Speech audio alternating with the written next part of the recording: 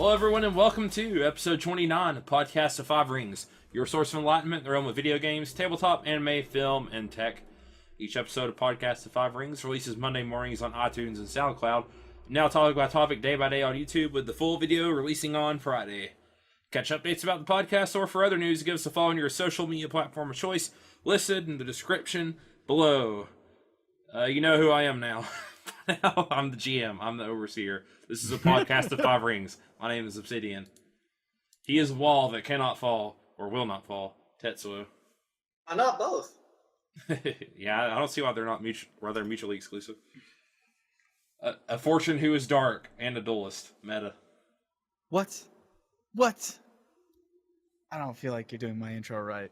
And the wild card resident. I can't think of one for that one. The Mal.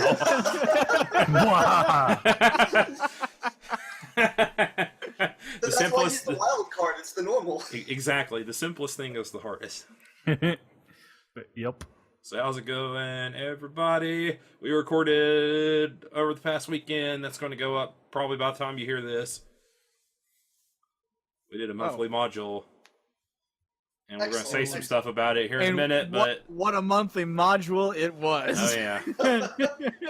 If you like the sound of us scrolling through PDF documents... That's what it felt like. Like, just from the player's perspective, like, half of this freaking module is just going to be us going, where are you finding that? What page is that on?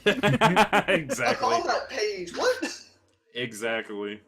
It's like, wait, hold on a second. Hold on, wait. You should still check it out, though. It is actually entertaining. Just It is. Yeah. Definitely look into it. Yeah. So, what you guys been doing all week? It's almost Friday. I want tomorrow to come faster. Tomorrow comes, and Fire Emblem comes with it. That's pretty much. Yep, the new Fire Emblem is gonna drop, and I can't wait. I'm gonna play it. Oh, Mal. Your neutrality is so neutrality-ish. What's all this hubbub about a Fire Emblem now? What? You know, it's a piece of metal. It's on fire. Yeah. It's really cool. Pretty sweet. I wouldn't put it on Man, yourself. if it's on fire, how's it really cool, though? Don't worry about it. Dude, it's on fire. Dude, everything on fire is cool. Don't you know? I don't remember. Fire? I don't remember how many. I played all the handheld Fire Emblems that have come to America, basically, and I couldn't tell you what a Fire Emblem actually is. It's the shield thing that has the stones. Right. I don't know what it does or what it is. No, right. I guess I couldn't tell you what it does. It's the MacGuffin, Mal. Right. The fire MacGuffin. So, yeah, that'll be happening. I got a buddy in town this weekend, so I'll be playing that on the go a lot. And probably getting drunk and doing some karaoke. Well, I might stream it on Saturday, depending if we get it in time. The Switch had an update. Yeah, it did. Its video capture is apparently not good. It only works on certain games, too. I was telling Meta he could have pre-bought the game and preloaded it onto his system. And then I told him, he's like, no, that's fine. I pre-ordered the collector's edition. So.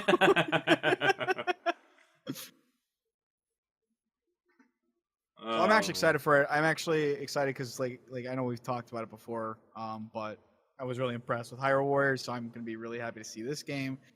And also because split screen. Waifus! Waifus, husbandos, and everything in between. Yeah, we don't discriminate. Either or. I like them both. I'm curious, what's in between, though? Give me that Roma. Husbandfus? Yeah, husbandfu. Or wafondo, something. Which sounds like a really bad knockoff Italian restaurant.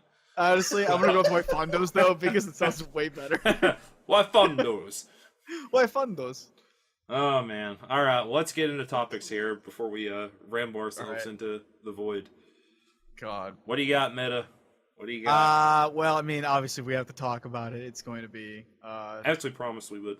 Yes, we promised we would. This is now our post thoughts on Fantasy Flight new version of L5R, the RPG, which is still in beta. I want to just throw that out there, right, just in case somebody forgot. Yeah, some of these things could be null and void within a week. Yeah, we also, because we got surveys sent out to us yesterday. Yep. Surveys were sent out, and then the email was sent out stating, hey, by the way, these are all the things we're looking at. So this is This is before the changes, but after our first play. Yep. So, I know you've got a lot of things you want to talk about, Ob. So I'm gonna just dive right into this. Some of it probably overlaps for us. So probably. I'm gonna try to stay away from the things that you want to talk about, so we can keep you fresh and that's clean. fine. We're all talking about it. So Yeah, that's true. That's true. I kind of want to dive in just a few mechanical things first, just numerically. I want to talk about this, and I forgot to actually look it up, so I can't base this on numerical facts now. But first thing I want to start off. Who needs facts? no, just talking Facts. points and buzzwords. That's all you need. Also, That's right. I guess I we just should need point some out we clickbait. only played Bushi. We did. Yes, we only We did did not play talk Bushi. to the Courtiers or Shugenja. Yeah. Well, I would say like we didn't even play enough to really even cover everything. Sure, but we didn't even touch those guys. Yep. No, we didn't touch. There weren't We even didn't touch any Genja. NPCs. We didn't touch using Shuji. We didn't touch using Maho or rituals or Right. Nope. even some of the kata. And it So- was in case you didn't listen to it and are just hearing our thoughts, it wasn't the mod in the back of the beta No. book. Right. It was a custom session. Yep. So, I wanted to start off by saying get the biggest thing out of the way. I think martial stance, fire stance is broken as crap. It's Yeah, we not. all agree It's not. here, I think. I mean, we've talked about this before between us, but I personally feel that this is. I know, like they've been saying, like they got a lot of people saying, like, well, all this is OP, so that might mean that just everything's balanced. But mathematically, and this is where I'm going to put my evidence to the floor that I would have had fully up if I actually had the sheet above the amount for each side of the die. But mathematically, the fire stance makes it so that every strife you get is also considered a success. That effectively means that I think more than half of the possible die rolls on a D12 and more than half guaranteed die rolls for a ring give you a success to your roll, which is immensely good. Especially considering that some of them double up, which technically means that you are actually getting even a bigger boon for your die roll, if you will. Yep. A bigger payoff, I should say. Especially when TNs aren't variable. It seems Yeah. really strong because base game TNs are either 2 or 3 if you're in air stance. Yeah. And this is kind of juxtaposed with what FFG said, where I guess this was their feedback or some of their internal thoughts. They thought that Earth stance was the one that needed to be tuned down a little bit, and it was one that none of us assumed during the game. Well, No. I Well, think I thought they were saying that it was too weak. That was the reports they were getting back. no, Earth is too powerful because, well, we played pretty low level power stuff, so we didn't have any risk of being crit, but Earth just stops crits from, or opportunity spent crits in conditions Well, I was or actually persistent effects. I was actually about to get into that later on for mechanics and kind of point out that crits are actually pretty shitty later on too. Yeah, so basically being able to stop all that from affecting you, like, crits, conditions, and persistent effects. Yeah. Yeah. It's like a fire stance is just really good. It allows you to inflict a lot of damage. There were times where once you start getting up the ability to keep a lot of rolls, you generally can get explosion of this a little bit easier than you could in the other game. I feel at least. Yes. Yeah, you have a much higher Explosions are more chance of common. getting explosions in this game. You're definitely more. Yeah. Backing that with the fact that again you can get an explosion with a strife on it, that's 2 successes right there. And then because every excess success increases your damage by 1 once you beat the TN, or I should say meet it actually, it becomes this very big snowball, very big ability just to add on a raw amount of hit. I mean, we saw this with my EI Jutsu roll, and I mean, I did get a couple of crits in there, obviously, but we saw just how quickly that escalates. Yeah. One thing I guess we didn't apply is that it says it only applies bonus successes, so it wouldn't work if you failed the base roll. Oh, well, Oh. even then, just bonus successes, still damn good. Yeah. It's still strong. It's the fire stance, not the explosions. Yeah, Yeah, fire stance. yeah, for the fire stance, still the bonus successes. But even then, it's still so damn strong. You just need to meet it at that point. Well, meta, why is it so strong, particularly as a numbers game? I think you know the answer to this. I think I know the answers to this one too. Oh God, it's just as a numbers game. The odds.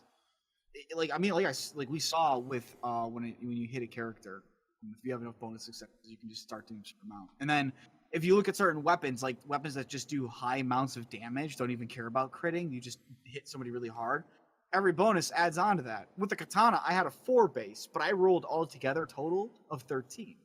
If I had a Tetsuo, which I think has 8 for damage, could you imagine that?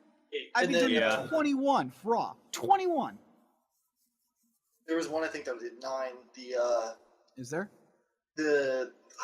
What was it called? There was one that I was questioning as to why you would pick Tetsuo over it for the crab, the hammer. Oh yeah, the hammer, because it's actually better in every way. I think it just has like unencumbering or something, or encumbering. The only the difference was that this one had more damage, but Tetsubo I think had a couple katas that had support for it. But again, that's just from what we saw. Yeah. So.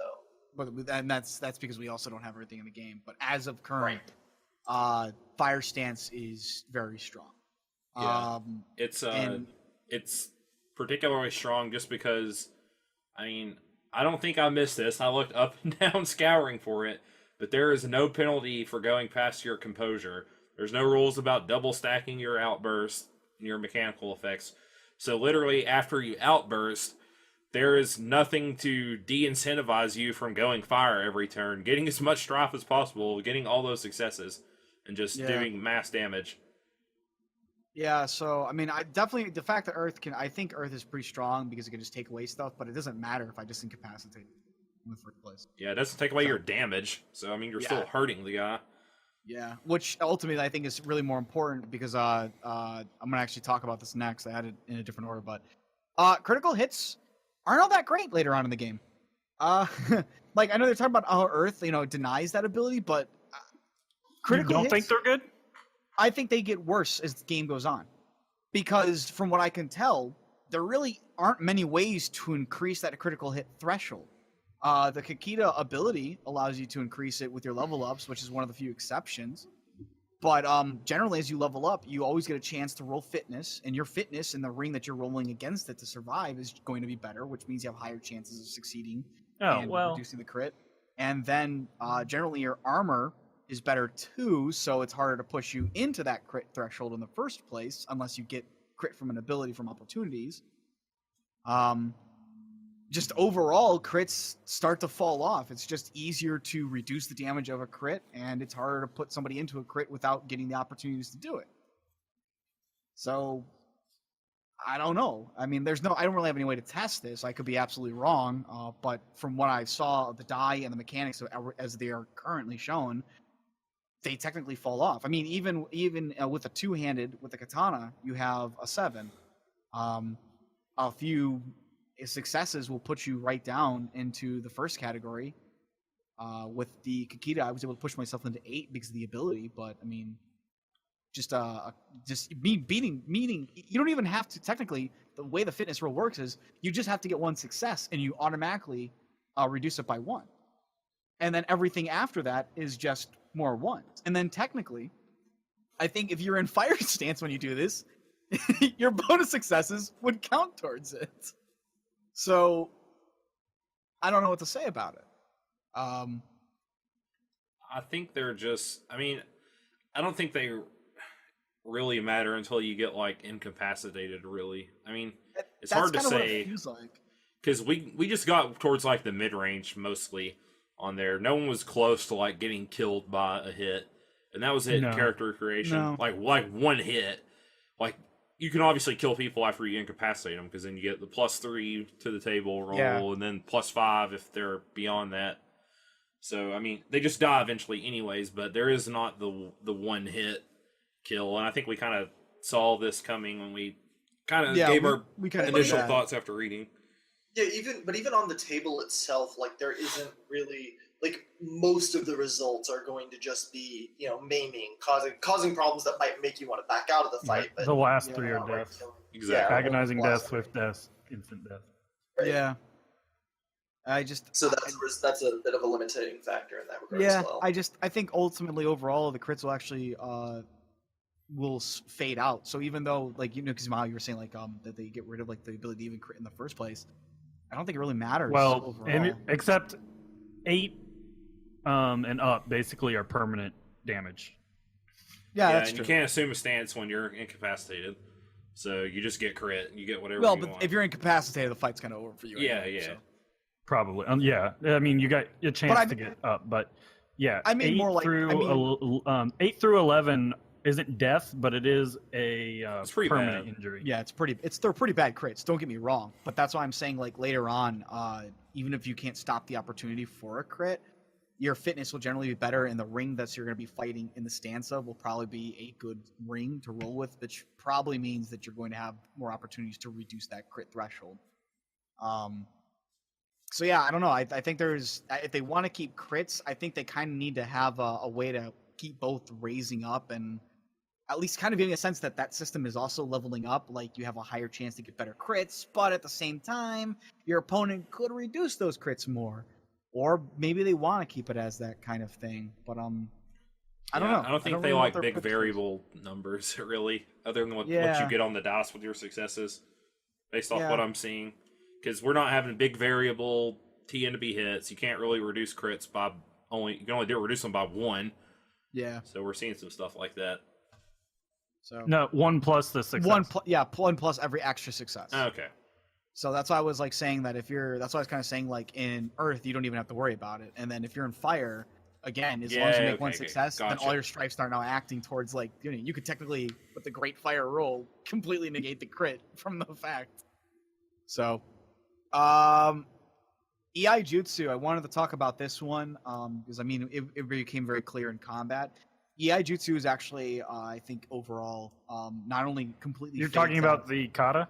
Yeah, the kata itself. Yeah. The kata itself, I think EI Jutsu fades out probably at rank 2, rank 3 Yeah, it's of a pretty character's bad. life. Which luckily they have addressed already. Yeah, they've But, already stated they're going to be adjusting. Duels and Jutsu in general, people They're not have great.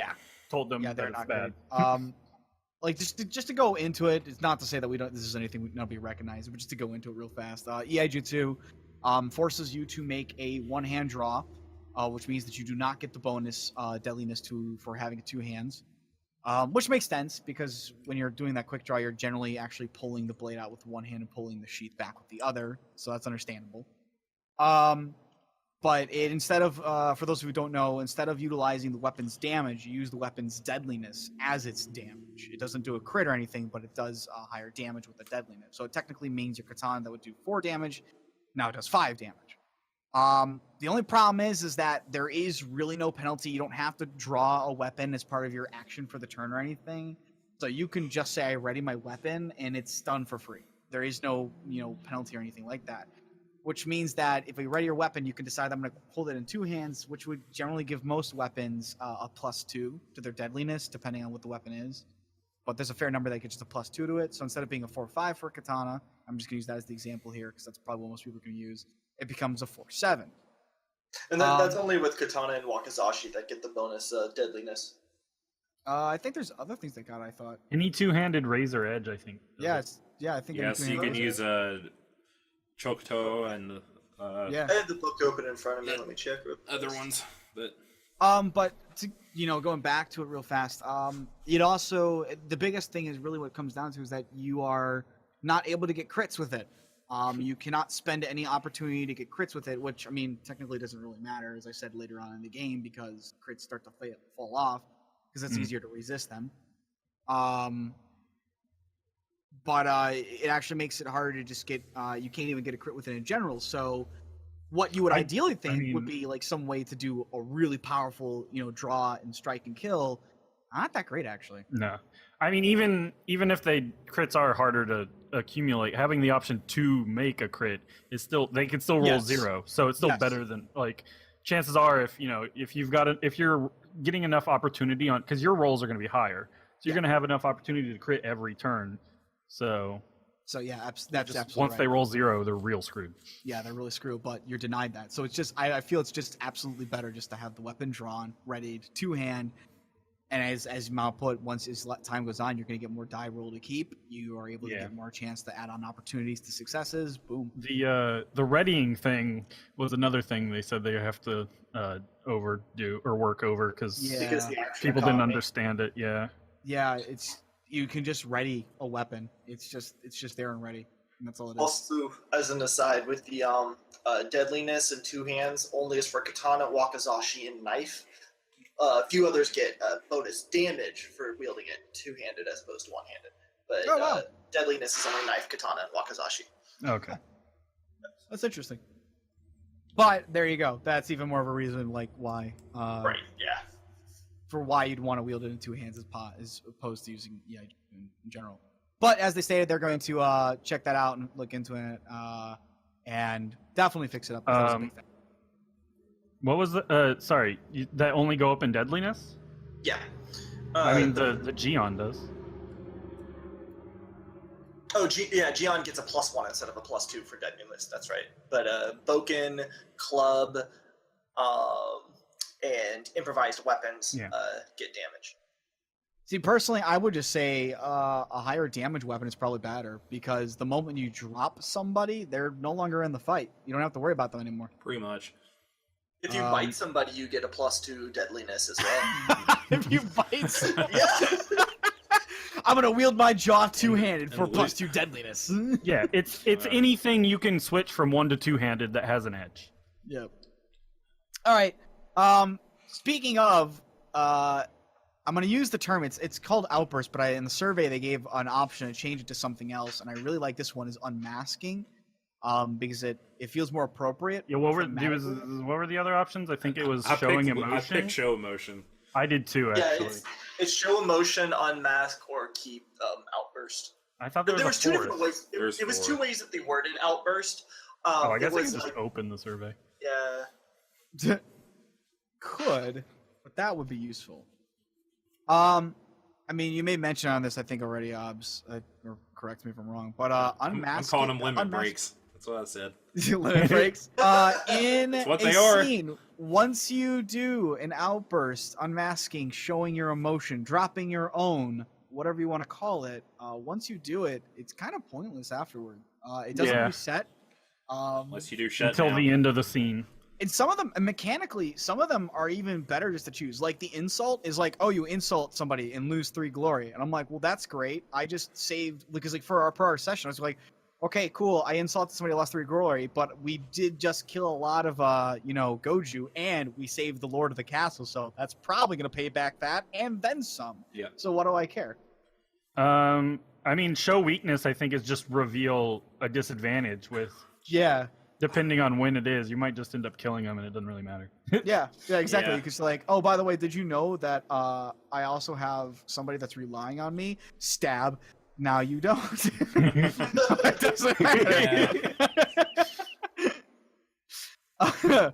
I think the worst one is shutdown. That's the real word. Well, No one will... I think it's fine in its intended in its intended scene, way, sure. like social scenes. Yeah, in social scenes, fine. But if Never you're use it in combat or in like anything that requires that you be able to act. Whoo! Well, I think it stops attacks, so you can't attack while you're in That shutdown, would be so. that would be like if I'm playing the epileptic crane and I wanted to reflect that. That's how I would do it. Yeah, pretty much. Well, I mean, even if it stops attacks, that's why I said like if it stops an action, that's pretty potent. I can't remember, and I can't. And the other one, the one I think that's the funniest one for combat is the one where you get angry and attack somebody if you can't. Well, you crit easier, but you're easier to crit or whatever. Yeah, that's again one of the few ways you can increase your ability to crit. Yeah, they said that was kind of intended because they've got a little sidebar for battle rage. Yeah. I just think I mean, I think they're supposed to be bad for role, like they're sort of a negative for role playing, right? But then they attached a positive because a lot of them also let you just ignore disadvantages. Yep. I just think overall, mechanically though, they're not that insanely dangerous, right? And that once you do have your outburst or whatever, there's no it doesn't penalty matter. for it doesn't matter anymore In combat, at least. Yeah. Certainly in combat, and then technically even in a unless we're even a missing tier something, setting. right? Yeah, that's what I said. I scoured the book. I could not find anything about going past your limits, basically. Which maybe they should at least touch on then, right? Yes, I think that's probably the main thing that needs to be touched on mechanically. I'll get. I would agree. But yeah, so like I said, once you just go past it, you're done, and that kind of sucks. But even in a core tier setting, I could see it's like if you're just going back and forth with somebody, like again, I'm just gonna use the one that I like, the one where you insult them. You could just insult them, lose the 3 glory, but I mean that could cause likely more Might get you in problems like a duel or something, maybe. Yeah, it might get you in a duel or something, but I think at the that's same kind time, of its thing though. It's not supposed to necessarily like it's just supposed to be roleplay incentive. It's not supposed to be like the mechanical advantages, disadvantages, etc. It's not supposed but to if be it's mechanical. but if that's the case, then why bother applying like mechanical? Agreed. Can't, Oh, yeah, exactly. Yeah, which is another question, I guess, to be answered. Yeah, but, it feels like weird, like design mishmash. yeah, I get what they're trying to do. I don't think it really works out that. It's a hard line to balance. They kind of Yeah. they want it to be this role playing mental HP thing, but they don't want it to be too much of a negative because Yeah. Yeah. And then they tie the most you're broken spot on, stance Mal. to it. like if they're literally like you have to go punch the highest ranking person in the room, everyone would be like, no, that's stupid. Yeah, I think that they're trying to be cognizant of the fact that players don't like their agency taken from them, but I think that that's kind of caused them to be a little light-handed with what they could do with it.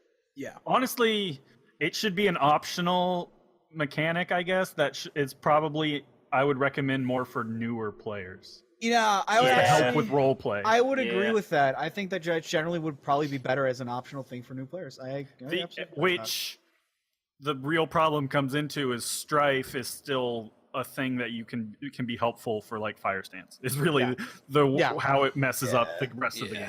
Yeah, it's unfortunate. Which, I mean, going into I guess the next thing, I want to talk about opportunities as well from a mechanical standpoint. Opportunities are generally this is not actually a bad one, but it kind of feels, I guess, odd. In the beginning of the game, at least for the level we were playing, opportunities were nice to have, but generally we only got opportunities in utilizing them if we either had a wonderful roll that met everything we needed plus an opportunity, or we got explosions that eventually led into opportunities. And some of them feel redundant, and I'll touch on that a little bit. Yeah, some of them felt GM redundant. There's a lot of them that are kind of sometimes like they're linked to your stance, which is neat in one hand, and the other hand it's kind of limiting because you might want this opportunity, but you might want this approach. Well, I think tying them to an approach is, or like the stance or Yeah. whatever, is fine. Because like you're coming at a thing a certain way, so obviously you only get like a certain benefit. That makes sense. And I don't disagree with that. I don't disagree with that. I think you're probably right on that one, Mao.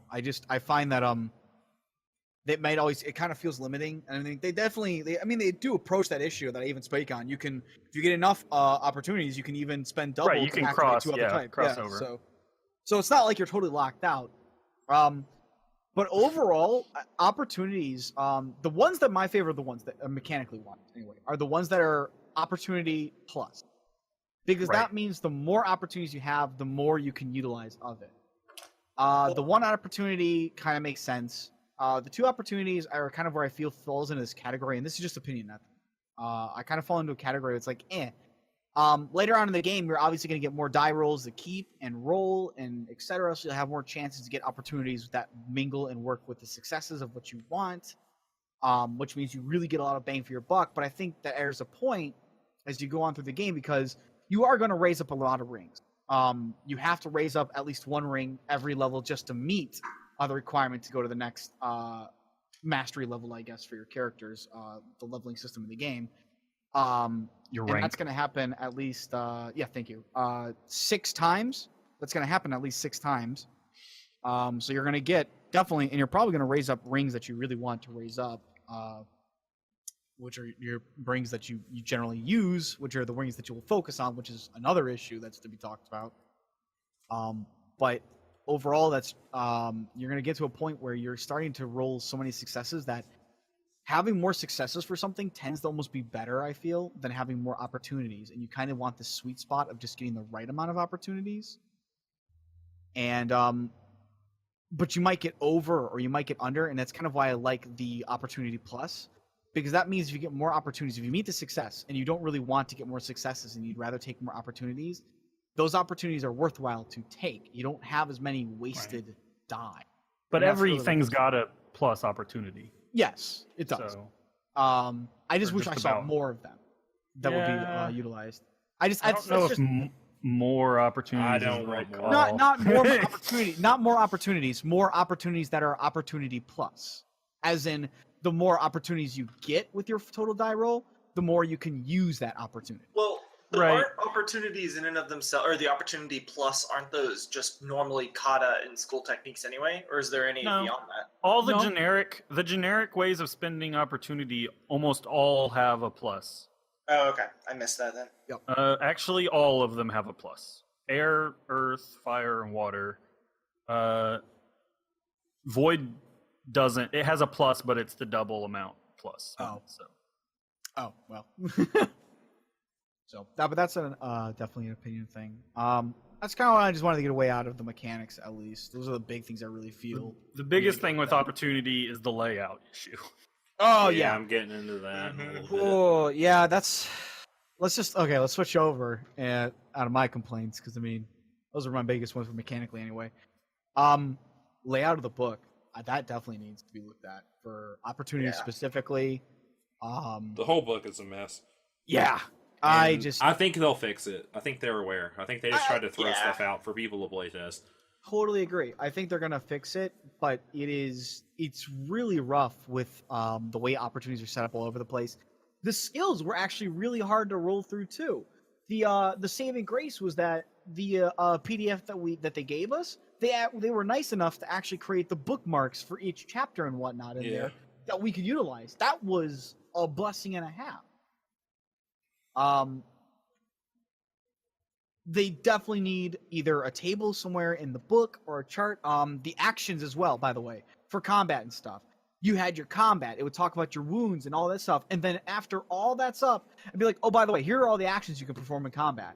And I'm like, this seems a little bit pertinent to put either somewhere in the beginning of the book for all actions and just that you can perform in different scenarios, or to be more at the front because I need to know what I want to do before I start looking at like what all these things mean.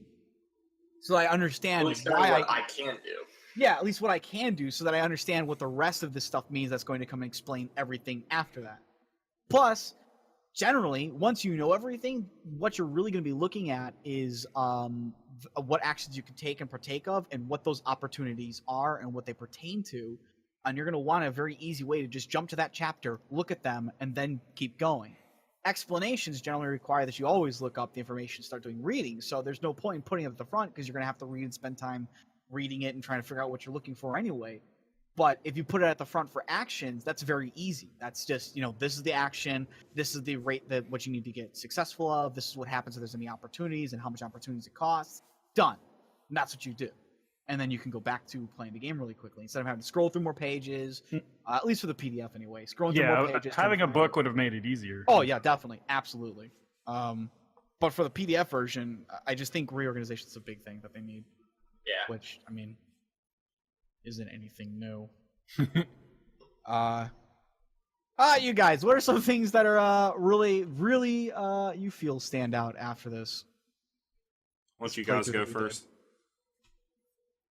I really want more options, but that's always going to be my desire. I think that's just the huge. That's just the evil we have of only having the beta so far. Yeah. Right. Hopefully. It makes you worry. I hope they release more schools and stuff in the next release. I would think schools, they will. Yes. Because I don't think like advantages and disadvantages need to be offered. I want to see more advantages and want disadvantages. I want more, but I don't think they need to be in the beta necessarily. No. Yeah. Those are That's what I'm fine. saying. Well, They I all think do the schools mechanically should the same probably- thing. Right.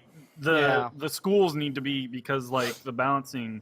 So we didn't even play in Akodo, but their school seems busted because every strife turns into an extra success. It's on top of your fire stance seems ridiculous for them. Yeah, Akodo was amazingly strong. I read when that, you was compare like, to wow. a lot of other of the schools, there's like once per scene or session Yeah, or it's whatever. kind of silly. Yeah, there's just like always on, always give me strife. I never Akodo felt are, anything. which is kind of funny considering the fact that Akodo are generally supposed to be some of the are more. You would I've think always- that'd be more a Matsu thing. Yeah, it almost yeah. feels like a Matsu mechanic. Yeah. But overall, I think the mechanic is too good. Yeah. Yeah. Oh, I So honestly I agree. think we should, or at least like maybe a few more schools to see, get an idea of their balancing. But with the full release, I just want more. Like I want like double the disadvantages and ads and stuff. Yep. What else you 'Cause- guys think? I'm encouraged. Like, I think that's my biggest thing. Like, as much as we have all of our nitpicking stuff, You're probably the most positive about the system. In general, yes, I agree with that statement. But then after the survey and the email that we got from them saying what they're working on, it looks like they're taking everything seriously and they're actually looking to rework it in a way that's going to work out well. Yeah. They obviously want this to work. Yeah, they want it Yeah, to work. Exactly. Which is I'm evident. glad for. I'm very actually glad for. We're not saying they ain't trying. They have the Yeah, third I mean- biggest RPG with Star Wars, so Yeah. they kind of know what they're doing. And so I think that's my biggest thing is that despite the things In that theory, we're Mal. complaining about, Yeah. Mal with the backhanded compliment. In true Mal fashion. My crane showing.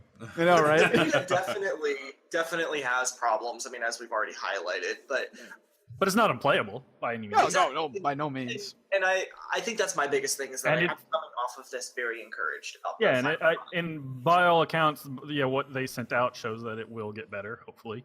Yeah. I mean, obviously, for some people, it'll get worse, just like with all the playtests happen. With you got Pathfinder and D&D's latest path, or all Actually, their let me- playtests. so that way we can at least tell everybody what they are talking about fixing. Well, we can definitely talk about it. I mean, Yeah, there's, so there's just a lot of things that we definitely saw. that There's a lot of we feel stuff. There's just a lot of stuff post game now that we've got an opportunity to see that we would like to see changes on and whatnot. It doesn't mean it's bad. Just these are things that we feel Yeah. flawed and definitely should be looked at. That constructive criticism, if you will. exactly. You can be Exactly. critical of things you love, Yeah, and you yeah. should be critical of things. Yeah, You love. I absolutely agree. Be discerning being a discerning consumer is a very good thing. Yeah. All right, I guess I can go through kind of my go perspective for it. as running the GM. I'll start with some positives, actually, because we've been very negative, and I have a. You have any of those? I have a decent list. It of does. negatives. Okay, so my number one positive was that character creation is actually pretty fun. 20 questions love being this. tied into the mechanics is a good idea. Yeah, and yes, I'm reading. It sounds like I'm reading. I have bullet It does. points. Ninja and does. Giri are great additions to the game. Clear goals, duties, and desires. Make it easier to get antagonists and NPCs involved in the plot to make the PCs care. I I, 100% agree with that. The Giri and Ninja, which I always want to call Nindo because I've watched a lot of Naruto, are great Nindo. additions. I think they're probably wanna part call of them- the best Omae things wa in the game. Nindo da? Oh my god. That's my ninja way, baby. I actually agree. I think Ninja and Giri are perhaps the best things that are added to the game. And they also just help bring in. They're great for people who have played the game, but they're also really good for new players. Yes. Yes. It's Yeah. just good for everyone. Really. It's there's no downside to this thing. At the very least, you now have a very clear in the script area to write like really important things to your character. If nothing else. Mm-hmm. All right, my next point. This doesn't sound like a positive the way I worded it, but I wrote this while I was at work. Rings are fine in and of themselves. I'd like to see more focus on the rings as an approach to a check, rather more so than the skills, and find a way to balance the rings more numerically so players don't max one out and only make checks with one or two approaches. Not saying that this happened in our game, but this is a potential thing I could see at least running this for my group if I wanted to. I'm going to say this right now. I actually made mention of this. I think either when we were talking or earlier on in the day, I actually made mention that generally put, once you have the rings that you kind of know that you want to focus on for your character, you want to make every approach with those rings because it, first off, mechanically to thematically, the connection, it makes sense. If your character has a high fire and a Right. high air, they're generally going to be driven and passionate, and they're going to be oftentimes manipulative or cunning. Mm-hmm. That's just the kind of the character that they would There- technically be if you. I linked was the reading rings to something that the made it kind of sound. It was in the survey. There's something that made it sound like it kind of was on the GM to set that stuff, though. Yeah, it's so what I was getting out of it, again, coming from Fate, specifically Fate Accelerated. I know as a group we haven't really played it, but Fate Accelerated, instead of giving you a lot of skills, you actually do have so many approaches, and you have a bonus based off of your approaches. And I found that people will try to describe everything they do as, whatever approach that is their highest bonus. Exactly. And there's no real reason not to do it here. But in Fate Accelerated, in the actual book, and again, as Mal was saying here in this beta, it definitely makes it sound more like you're just supposed to say what you're doing, and then the GM says, "Okay, that's an Earth roll," or that's a fire. Here's the thing in the survey says, how often does the GM's choice for which skill or approach your character uses make sense to you based off of your intent and description? See, but again, from that though, is that if it's based off of the way you approach them, then you're always going to want to take that mindset of I'm going to approach them in the way that would benefit, that this ring would apply to. So even if you describe it as just to give, I think that also comes back to though. To give the easy example would be like water. Water is charming. It's often that's the social approach to people, that you're charming, friendly, inviting, welcoming. If you always take your approach to trying to be friendly with somebody, the GM is going to have to say to you, all right, make a charm roll with water, because that's how you're approaching it. Yeah, it would make no sense if he said, make an earth roll. But he's like, but I was being friendly with him. So I think that goes back to there's a example TN list with every skill, and certain elements are higher. So I think that isn't meant to influence the TN check. Like, you can use water on this skill, but it's going to be harder than if you had come at it at a different element. But that's going to be a call, because I don't think those examples in and of themselves may not always apply to each and every character. Well, so here's something too. Looking at the social approaches, with water, as you're saying, as an example, that trying to be friendly to charm, but you could just as easily be being friendly and thinking you're describing it to be charming, but the GM and everybody around says that sounds more like you're trying to trick them with your charm, so therefore that's more of an air roll than a water roll. Well, that's totally true. If you come off as more tricking them with your charm, then you could obviously argue that. But then now you're getting into semantics of is it really charming? Is it charm really in and of tricking? itself a lot of time is seen as being the whole deceit with a smile. That's kind of what charm is seen as. Charm spells, Well, that's charm spells and whatnot, but if that's the term that they use for the game, and they very clearly specify this as being friendly. So if we're going to talk about the context of this game, right? If you're trying to charming approach, then you would argue that you're trying to be very friendly with them, not trying to trick them, which would be air. I guess for I'm just saying that's kind of how those kind of semantics, I think, is one of the kind of hang-ups in this regard that you can get, and why it can be good to say, okay, the GM is just going to tell you what it is, because I could see, again, obviously we're getting into this discourse, and I don't disagree with you. I actually do agree with you. I'm just playing devil's advocate in this situation, and so it's nice to be able to say, okay, just the GM needs to make the decision early on in the rules, just kind of cuts all that out, and I think that's kind of what they're trying to do. Yeah, this is like a recurring thing for me. It's like what they intend versus how it actually works are in juxtaposition with each other, and I understand they're trying to get more of like a versatile, creative, I can use this skill command, but I can use it with the void ring and stuff like that, but it almost never really comes up that way. Yeah, and I couldn't envision a lot of players wanting to, at least in my local group, they would very much be I want to do it this one way, and it's the way that's the best for my character. And I think they're trying to encourage that, but it's not really going to, in practice, happen all the time. And it probably just depends on your group and your GM and all that stuff. And I don't want to tell my players, necessarily, nope, you got to do it this way for this and all that stuff, especially when the game, from a design standpoint, philosophically is telling me to let them have, weirdly enough, because we talked about lack of agency, to have agency in how they want to even make their rolls and construct their skill checks. Which I was just about to make the point is there's a sense of agency that comes with it. Nobody wants to be told how their character does things, and if you're trying to go for a certain approach and somebody else says, well, that's not the way you're going for it, that could cause issues at the table just in general. Yeah, but yeah, so that's that. My next point, roll and keep still works fine. You get lots of interesting choices as a player on what to keep. Blanks versus successes versus opportunities versus strife. You gotta take out strife at the end. You don't have to keep everything. Yep, you don't have to keep. Well, you don't have to keep everything. You get.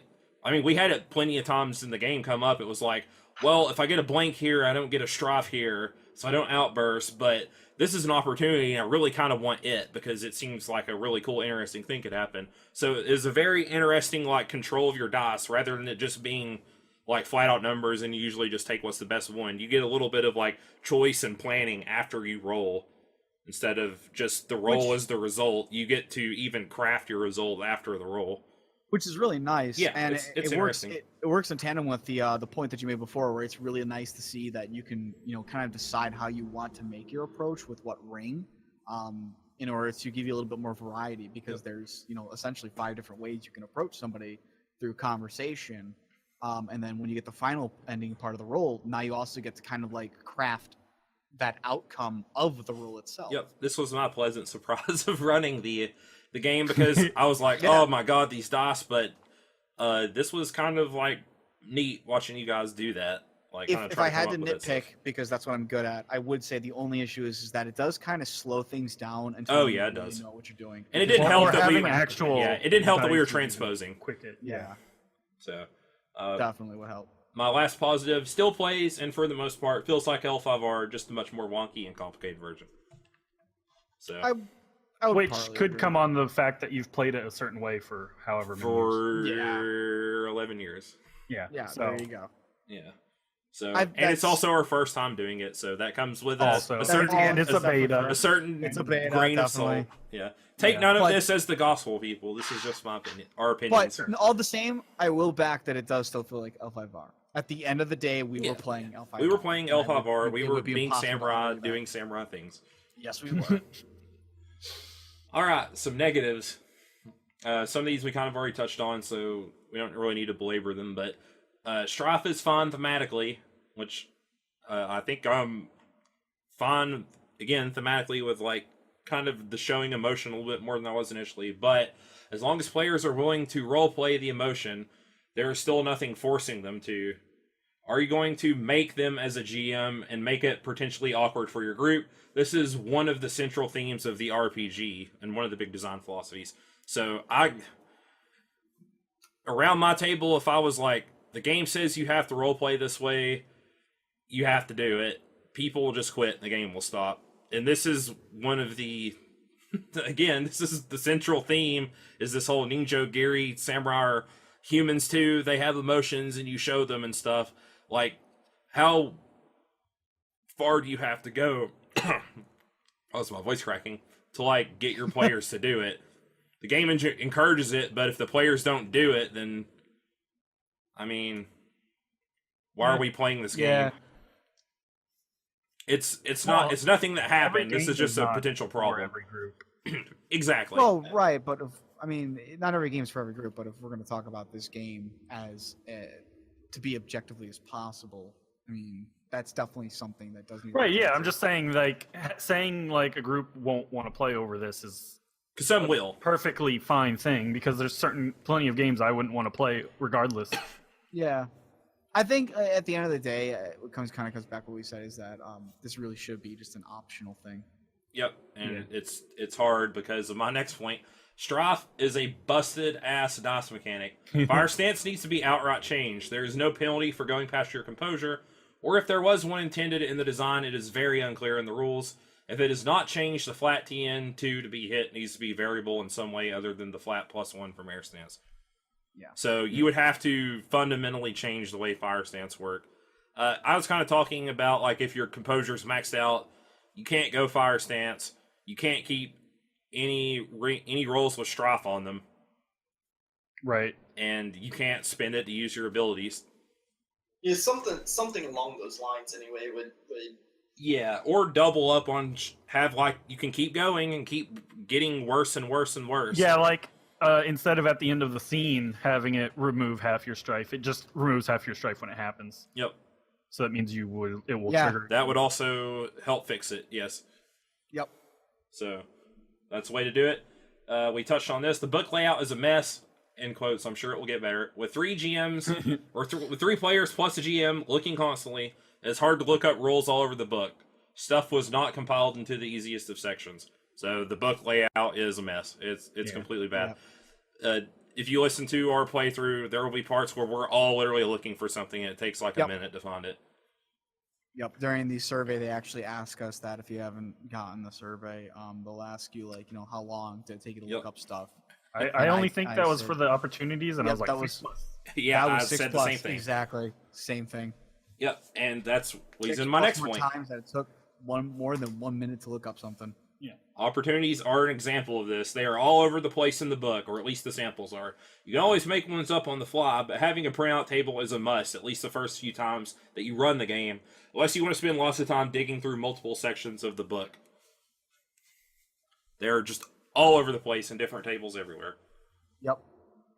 Advantages and disadvantages.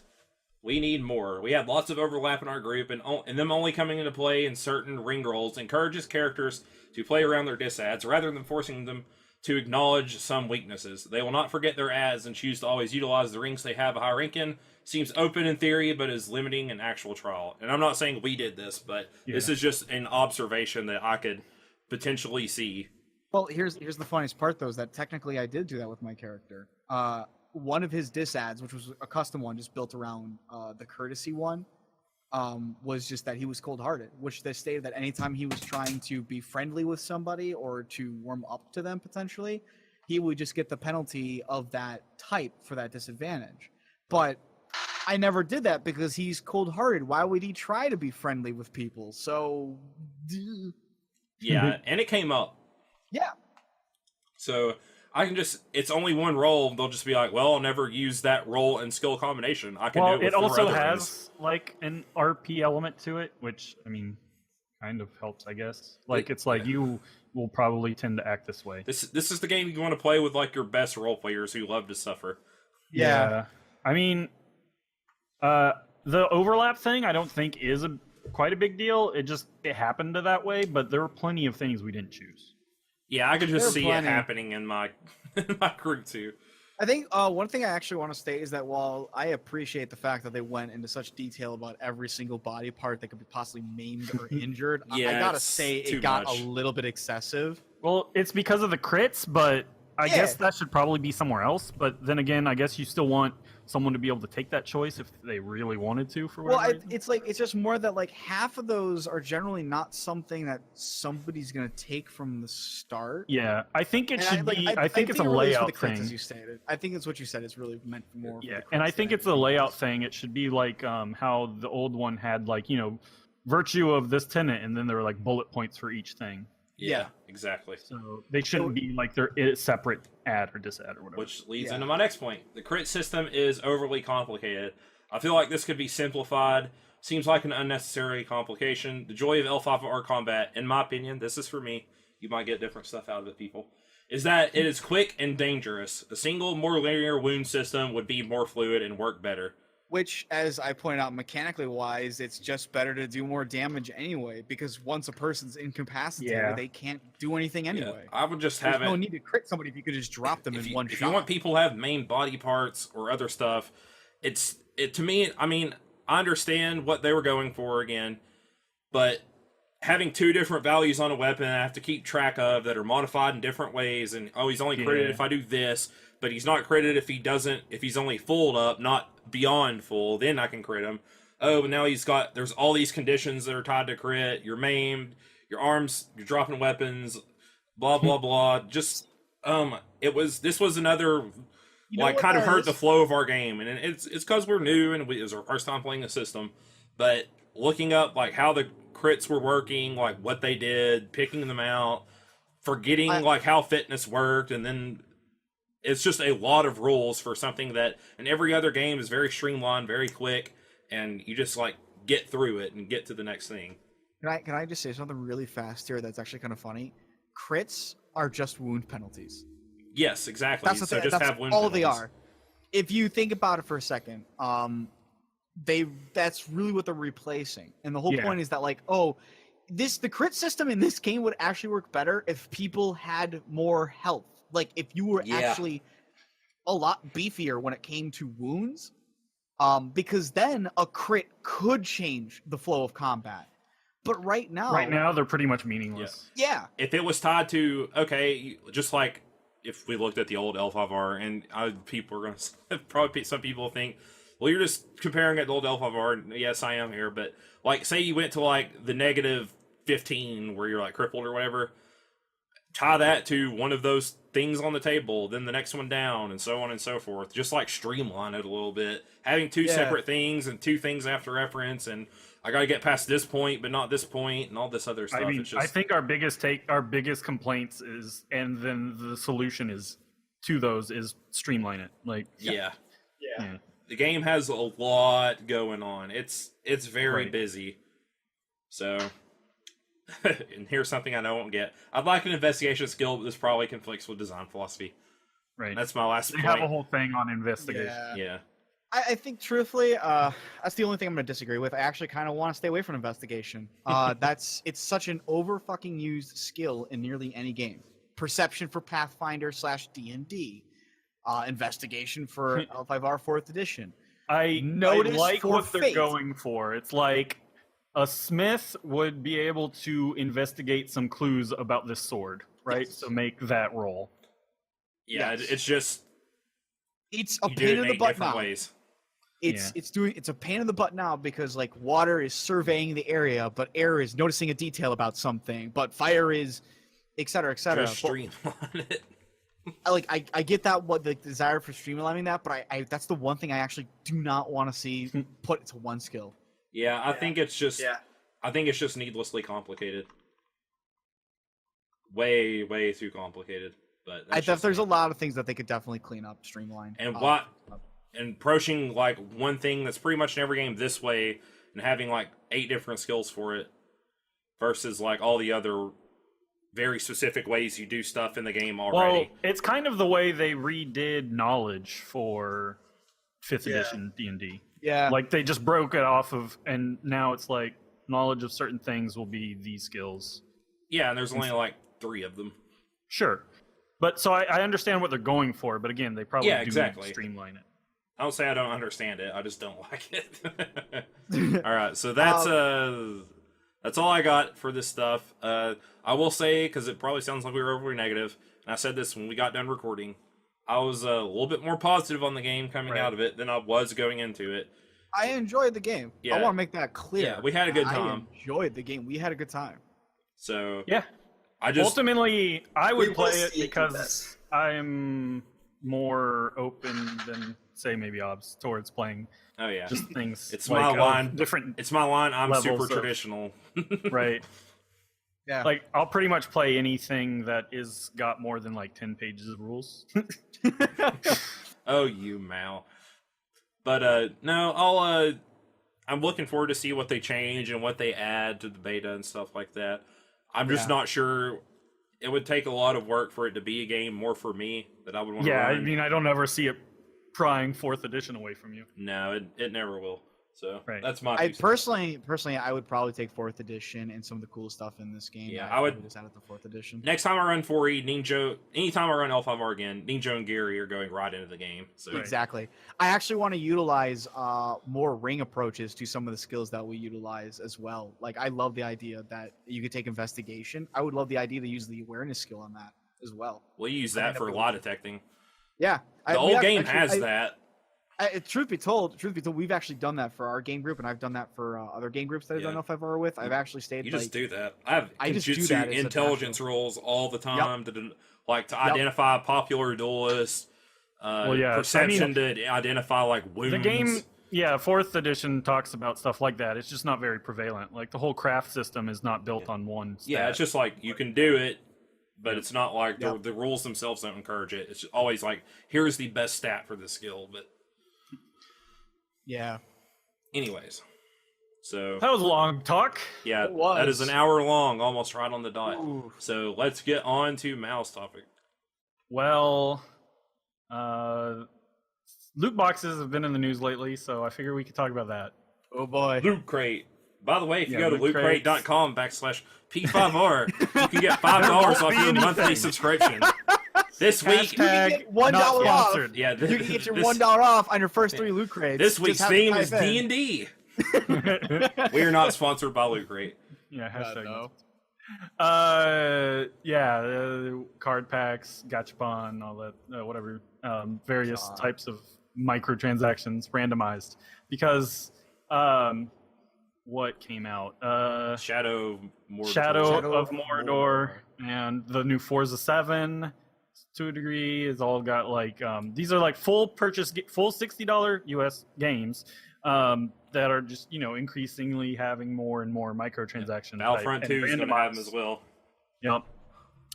Origins, there's one of the top voted things on the game subreddit was like, or no, not Origins, just some game. I can't remember the title. It's one of the Warhammer Universes games. Yeah. But they're like, won't have loot boxes, and that was like voted like top front page or whatever. It's like that is enough to make news. Yep. So yeah, some people were like, this is getting ridiculous. This should be like the ESRB should label this as gambling, basically. And then they came out and they're like, this is not gambling. We won't label it as gambling. And they said that because there's an element of chance, but you will always receive in-game content. And they considered it more in line to CCGs and whatnot. Yeah, exactly. Like Magic the Gathering and Pokemon. Yeah. Mal just triggered 100 Yu-Gi-Oh fans. I have been playing nothing but Yu-Gi-Oh for like 2 weeks. That's why it's ironic, right? So I have nothing but love for Yu-Gi-Oh.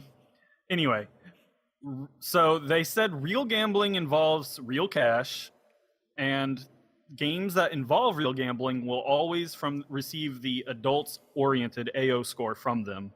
And most stores won't sell AO games, period.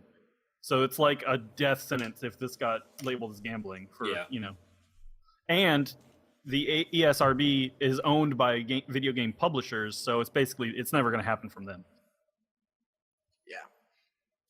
Yeah. Y'all got any thoughts on it? Oh, this is the topic that I've kind of watched from the sideline. It's the hot topic now. Yeah, it's a very hot topic nowadays. I thought it was a quaint thing when it the biggest one I saw it in was Overwatch, and it's probably the same for a lot of people. Yeah, that's very big. Yeah, I thought it was kind of neat. It was interesting. I didn't really like it all that much because I didn't like the idea that on one hand, it's cool that you can get a box that gives you some cool crap in it. It's like opening a pack of cards, which is for some reason really addicting to people. It is addictive. But what I didn't like immediately off the bat was that I couldn't get a currency to spend on what I really cared about unless you go open up loot boxes that turned into currency because you picked up duplicates. At least that's how it worked for Overwatch. Yeah, sure. God, like on one hand, it's not like on one hand I like it just because of the fact that again it just gives the opportunity to get cool stuff or just it's more stuff. The game. It's more stuff. You get to play the game. On the other hand, it's a pain in the ass, man. It's like I don't want half of that crap. I don't want to have to spend real money to get more boxes to get more crap that I don't want, just so that I can eventually get the currency to unlock what I want. I mean, or they might be like things that you can use against other people online. Like Battlefield 2 is the other thing coming out. God, Battlefield 2. Which they're like the best items will not be in these boxes, they said, but there will be items that I should think, oh yeah, go for it. I think that's probably my biggest thing about loot boxes is when there's items or boxes that can only be gotten with real money. Like, I don't even mind if it's a matter of if you spend premium currency, it's only, 10 coins, but if you spend in-game currency, it's 200 coins. I'm okay with that as long as I can still get all of the items without spending any extra money. That's when it starts getting bothersome to me. If it's only behind that. I would say that there's some, it doesn't quite bother me if it's like these items would not exist unless it was for real money type thing. Then you're not missing out what you never would have gotten anyway type thing. it's rough to even talk about Battlefront 2 because as of current, like from the beta that they're doing, you get credits at the end of every match when you succeed and you win. But apparently, how much you put effort into doesn't matter. Like you could be the worst player, you could be the best player, you're getting the same amount of credits. And from what people have been saying, it's a pretty big ass grind to get what you want specifically, even with the credits at the end. Well, and I don't like that. I do not like. I hate grinding, and the fact that you have a fucking loot box system in your game that does not alleviate a grind in any shape or form is. It makes a bigger one. It just makes it bigger. I hate that. Today there was I saw that a patent Activision applied for a patent about 2 years ago. Yes. Did you see this? Yes, I saw that. I did not see this. This is fucked up. So, and it just got approved. So, clarification, just because you have a patent does not mean you will implement it. It also could stop other people from implementing this patent, even if you don't include it. But this is Activision. So, it was for matchmaking. And basically it would, if you've made a purchase, it would then start to matchmake you with people who have made more purchases basically on your team so that you would be more incentivized to pull your weight in the team and buy more. Pressure. Yeah. It also designed to place you in matches that are favorable for the item that you bought. So when you're placed into the game, you get a sense of satisfaction reward because like, oh wow, I bought this new item and I did way better. It gives you the idea that I should probably buy more stuff so that I can continue to be really good. Yeah. Or as players will think to themselves, so I don't handicap myself because I'm such an elite gamer. And it's no, the game just made it easier for you. It's a very tricky topic. Yeah. I expect businesses to want to make more money, right? That's the thing about businesses. Yeah. And I'm fine with people having the choice of how they want to spend their money. The broad strokes and whatnot. But so I did quick research. Activision made $3.6 billion last year off of in-game content. EA made $1.3 billion. So this is big. Like they're just big money. Like now, other companies are like they're just seeing that as money just left there that they're not getting when they make a game. And I'm sorry to interrupt, but I mean, go for it. Ever since microtransactions have been implemented in a game, for lack of English words, my first language, I should be good at this. The market and the economy, just for money wise, that has been within the gaming sector. Has tripled since microtransactions have really started to take hold. So there is definitely money to be made in this. Yeah. And another thing is game development keeps going up in price. Yes. But the prices of games have been, maintained the same price for many, many years. Yep. We're getting to like almost a critical mass point here. With inflation. Right. So, I mean, you don't want your games just shooting up to $80 base, right? Or more. God, no. It's a necessary evil. But the fact of I don't know. I agree and I don't because isn't that what the whole DLC thing is though? Right, but microtransactions are just that on a smaller scale. To a degree. And they make more money, apparently. I would rather, instead of you implementing these loot boxes that are clearly more of a how much money can we get out of you, just give me a straight DLC and make it priced what it's worth. I would rather have a straight up price that is, $80 for a game, but at least I know that it's $80 for a game, it's only $40. Oh, but you need this DLC, so there's 15, and this DLC, so there's 15, and in order to win in anything PvP, you must buy loot boxes. Sure. Before I know it, I've already spent. I think the biggest problem comes from, getting a full game, obviously. The other issue with DLC is that I don't have any obviously links now, but it's been proven that as a game's lifespan goes on, less and less people play the game, and even less and less people buy the DLC for it. So the more DLC comes out for a game, the less chances are that people are going to pay for that DLC and actually get it. Just pack it in the original and charge it for freaking $80. I'm okay with that. Yeah, but plenty of people aren't. No day one DLC. Yeah. Fuck that shit. And, well, he's saying just make a big game and No, charge I'm saying not as DLC. make a full game and charge what and then go ahead and charge me the extra $15 for 2 DLCs. Okay, so that's $30. Put them in the game. Charge me $90. Well, but at least I'm getting a that's full not. experience. That doesn't quite work because you're saying add more for more money, which is fine. This is you're getting the same game that you get now, but being charged more because that's in line with development costs. Well, no, but that's the thing though, is that they do cut out content specifically to hold back and hold as DLC. Not DLC necessarily. is designed That's when they're not- designing the game. Well, that's not always true. I mean, It can be happen. It can like a Yeah, lot of it's it'll different. happen like in different stages because a game will go gold, and then they have months of they can't work on the game. Yeah. Yep. So Yep. they work on DLC. So they work on DLC. That's like I actually just got into a conversation about somebody the other day. They were actually upset with the fact that they announced two characters that were going to be available for DLC for the new Dragon Ball Z fighter game, and they were really upset by this fact. And I was telling them like it's not really fair to them because they might already be effectively at that point where they can't put it in. Because I mean, first off, fighting games are just not easy in general to make. They're actually very fucking difficult. Some of the hardest games to make out there. Second thing is that they might not be able to implement them and keep them balanced for the game by the time this game has already been readied and marketed and shipped out and everything.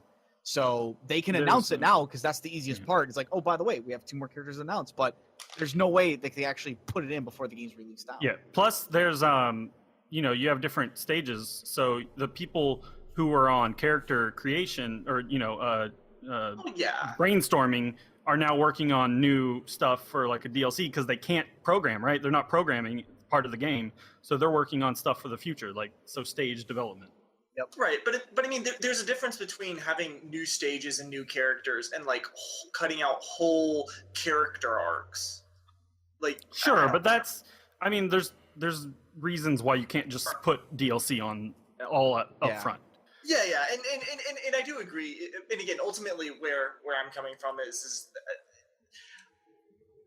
I would still prefer DLC done this way than loot boxes. To come back to the main point, Right? DLC is just, even if it's trickling out, that I'm still more fine with that than loot boxes. And again, because like if studies are showing though people aren't going to buy that DLC, then that's another reason they can't do that.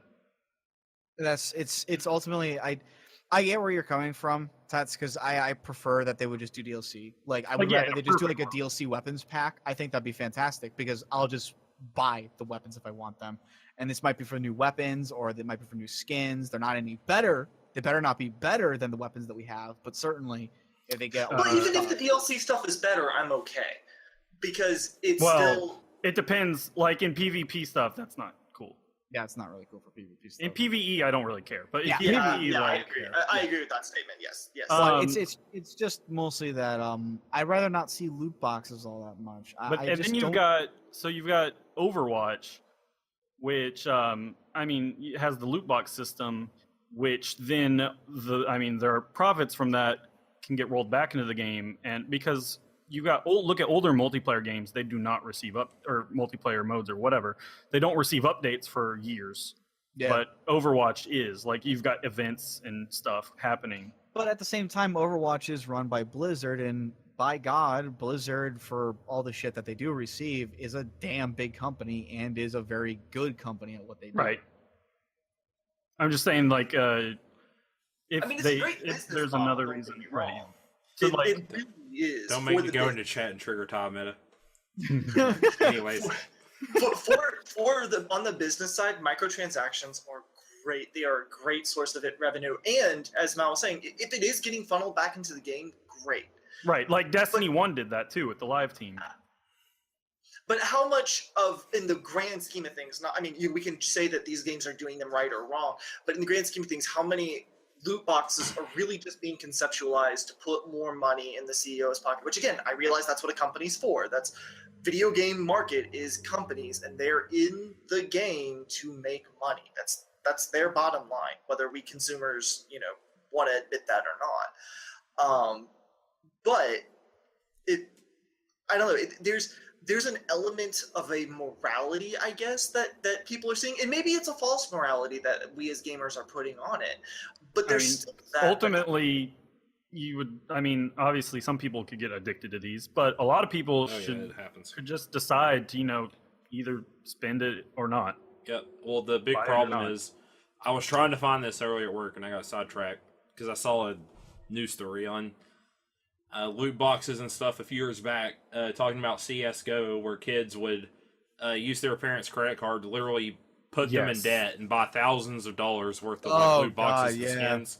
So I mean, that is a problem with loot boxes, but that's also a problem with parents not tracking. Exactly. I was gonna say, that's like when the parent like gives their phone to their kid to play, and then come to find out the kid's bought $500 worth of games that the parent doesn't have money to pay. Yeah, and you know the company isn't going to like refund them that stuff. Nope. And it's kind of like not. It's probably not.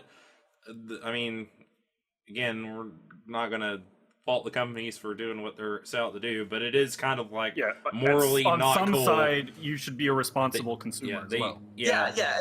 But 10-year-olds don't know better, probably. Right. I think ultimately, when we come to loot boxes, the things that I don't like about loot boxes come down to just a couple of things. First off, I think loot boxes, and I want to start this before I go back to what I was originally about to say here. Loot boxes in and of themselves are fine if they're generally just cosmetic items, which even nowadays I'm having a hard time justifying all these ass loot boxes, all this money, just to eventually get my cosmetic item when I could just, unlock it through just, getting credits in the game, not through a lengthy ass grind that'll take me 3 weeks. It's fine. What it becomes a problem is when you start releasing loot boxes, and even Overwatch is guilty of this. When you start releasing loot boxes that are thematic for a season, that the odds are you are not going to get what you want, and those loot boxes will not be around after a period of time, and means you might miss out on that skin. I hate that kind of shit. I don't know. Even if it's a cosmetic, the problem is that it incentivizes potentially to put more money into buying the loot boxes of that type while it's still available, so that you can get the cosmetic that you want. But are you entitled to everything a game can offer? I'm not going to say whether you are entitled or not to everything. I just don't like that practice. But so here's a case in point example of, and I'm going to come from the position of, while as gamers we're not entitled to everything. In fact, when you're talking about the difficulty stuff, I said not even necessarily entitled to being able to finish every game that are on the market. But that being said, Smite is an example of a game that I jumped into, and I was enjoying the game, but there are a lot of just they're all cosmetics, but I will never have the chance to get, because I never got to be able to get into the game till later, and I'm screwed out of that just because. And again, it's not that I'm entitled to necessarily have it, but I'm still seeing everybody running around with them, and it still makes you long for them. Now, if they come back and they put the loot boxes back into, maybe it's not immediately, but eventually they put them back into circulation. That's one thing. Well, I actually, from playing Smite myself, I know for a fact that they do bring some of the skins back from older loot boxes. Do. The problem is that oftentimes they're matched with 40 other fucking things. Yeah, but then you've got people who want to be rewarded for having played the game, during that time necessarily. I get that, but I just don't think that's a good enough justification. Why do you want to be rewarded because you play between X date and X date? I mean, why do you have to have a cosmetic? That's a different question again altogether. Why do you have to have one? But I don't feel there's ever a need to deny a cosmetic either. Yeah, I think that's really ultimately the thing. That's really what it comes down to, is that I don't like to see anything that incentivizes spending money for a cosmetic in any way. That should be simply because you want the cosmetic overall. Yeah, it doesn't affect the game. So then what is the problem with you because even if you bring back that loot box, that means I'm going to spend more money on it. Why do you retire it when it has no effect on the game, and it just could bring you more money if you brought it back? There's no gain to... Well, I mean, except from the business point aside, is they're a business to make money, so it will make them more money. What I'm saying is like they have this loot box, it makes them money for Halloween. Then next Halloween they don't bring it back, and this player wants those items from that Halloween box, but because he didn't have the game that first Halloween, he can't get them. Why not bring them back? It just makes the money for the company, makes that player happy that he has a chance to get these items. He's not necessarily going to. Because you need new ones for people. There's no reason to... Probably, the correct business model would be to make new ones for a new event, and so everyone has a chance at getting new stuff, and not just new people. Can I just tell you something? The company that actually does this the best way I've ever seen, and I'm going to give a shout out to Final Fantasy 14 here in the Square Enix store. Homer. They do this. They have what's called the Mugo Shop, and you pay real money to get like little trinkets, cosmetic stuff, and that one and not. But every year they'll run like their thematic events, like in WoW, where it's like, oh, you'll have your Halloween event or you'll have your Christmas event, whatever. Generally, those come with some unique items. The next year that it comes around, that event comes up, they release last year's events onto that shop. So now you can just go buy the damn thing directly. Exactly. What you ultimately, want. just not having loot boxes and just being able to buy what you want is the best thing. I think that's the best one. But if we're gonna have to fucking deal with loot boxes, at least make it so that eventually you can just buy the item directly in the first place, which is what But I it ultimately doesn't want. make I'd the rather most just money. pay for what I want. I think here's the other thing too, is that we play games to enjoy ourselves, to escape from life. Like, nobody plays a game because they want to feel upset, feel grumpy, whatever. Says Playing- you. Well, yeah, says Yeah, are you so sure about that, Tits? I'm I sure mean, but- there are thousands of people queuing up to disagree with you. Already. But then there's that Writing you a set- very angry letter. But you know what I mean? Like, and despite, like, playing Dark Souls or whatever, high difficulty games where you're getting upset, but you still have that sense of satisfaction at the end of the day when you complete things and whatever. Loot boxes don't feel fun. Like, I don't know. you. And again, To I know you. that's me. Yeah. That's me. Other people are like, Yeah, yes, and I that's why finally it's got it, addictive. triggering that same exact feeling as Exactly. Dark But like, Souls. here's the No, exactly. But I think my thing is that I get where you're coming from, Tets. No, I exactly I'm get what you're why saying. I don't, and I'm also saying why. No, I I don't understand like exactly what you're saying boxes. because it comes into like it's like, well, yeah, it's like, yeah, you can get the sense like finally I got it, but you should never be saying finally I got that item, because that implies that it took you I multiple mean, attempts I guess to get that's it your through RNG basis alone. Yeah. I think that's That's the biggest lame. thing. I'm is sorry, but because- that is just as a personal opinion. I think it's incredibly lame that you could put all this work into it and then you get a box and that box opens up and it's like, fuck, I didn't get what I want, There even is- though I put that work I mean, into it. loot boxes, That's the there's game. The problem chance- with that's the pro. I mean, that's the exact thing of collectible card games. Yeah, no, that's why I don't bother with buying packs Right. and collectible card games. I just But so buy the here's things that other difference. people are selling. But here is the difference. With collectible card games, I can go onto eBay and say, I'm looking for this card and find somebody selling it. Yeah. Most of these loot boxes, you cannot sell those items. Yeah, I'm not Period. saying that they're exactly the same, but it No, causes no, the I same know. issue. But like, and I think that's why, like with loot boxes, there is the chance. And again, I know I'm saying Right, chance. and again, I've but always, there's a- or again, it's just being able to buy what you want is the ultimate solution. But I just mean like I don't know, like the fact that there's a chance that I could, like, say maybe a loot box costs $1 and I could pour in $500 for this one item that there's a 1 in 40 chance to get, and I could never get that item within that Yep. $500. That would be infuriating as fuck. Exactly. And I mean, I like, guess. the fact that there is this thing where, yeah, there is the guy who could spend the $1 and gets it, but there's just an equal chance for the guy who just like never does. Right, after and 40 so the times. company's just like, I guess, weighing that, right? Yeah, but Across but, an average, they're not It's like got to necessarily but what I'm karmic saying balance. is Somebody that- got on their first dollar, so somebody's got to pay $500 to make up for it. it's not just that it's the weighing of the options, but it ultimately comes down to that this guy gets screwed out of it, and I don't know. It's not. And- He's the whole millennial special snowflake. It's not fair, and I think that's ultimately why, because we do want a fair playing field. That's why Yes. PvP, why it's an issue with PvP stuff, is I because mean, I would, I guess, argue that it would be fair if anyone could play any game, but that's not no, fair. but it would be. It would be Right. fair.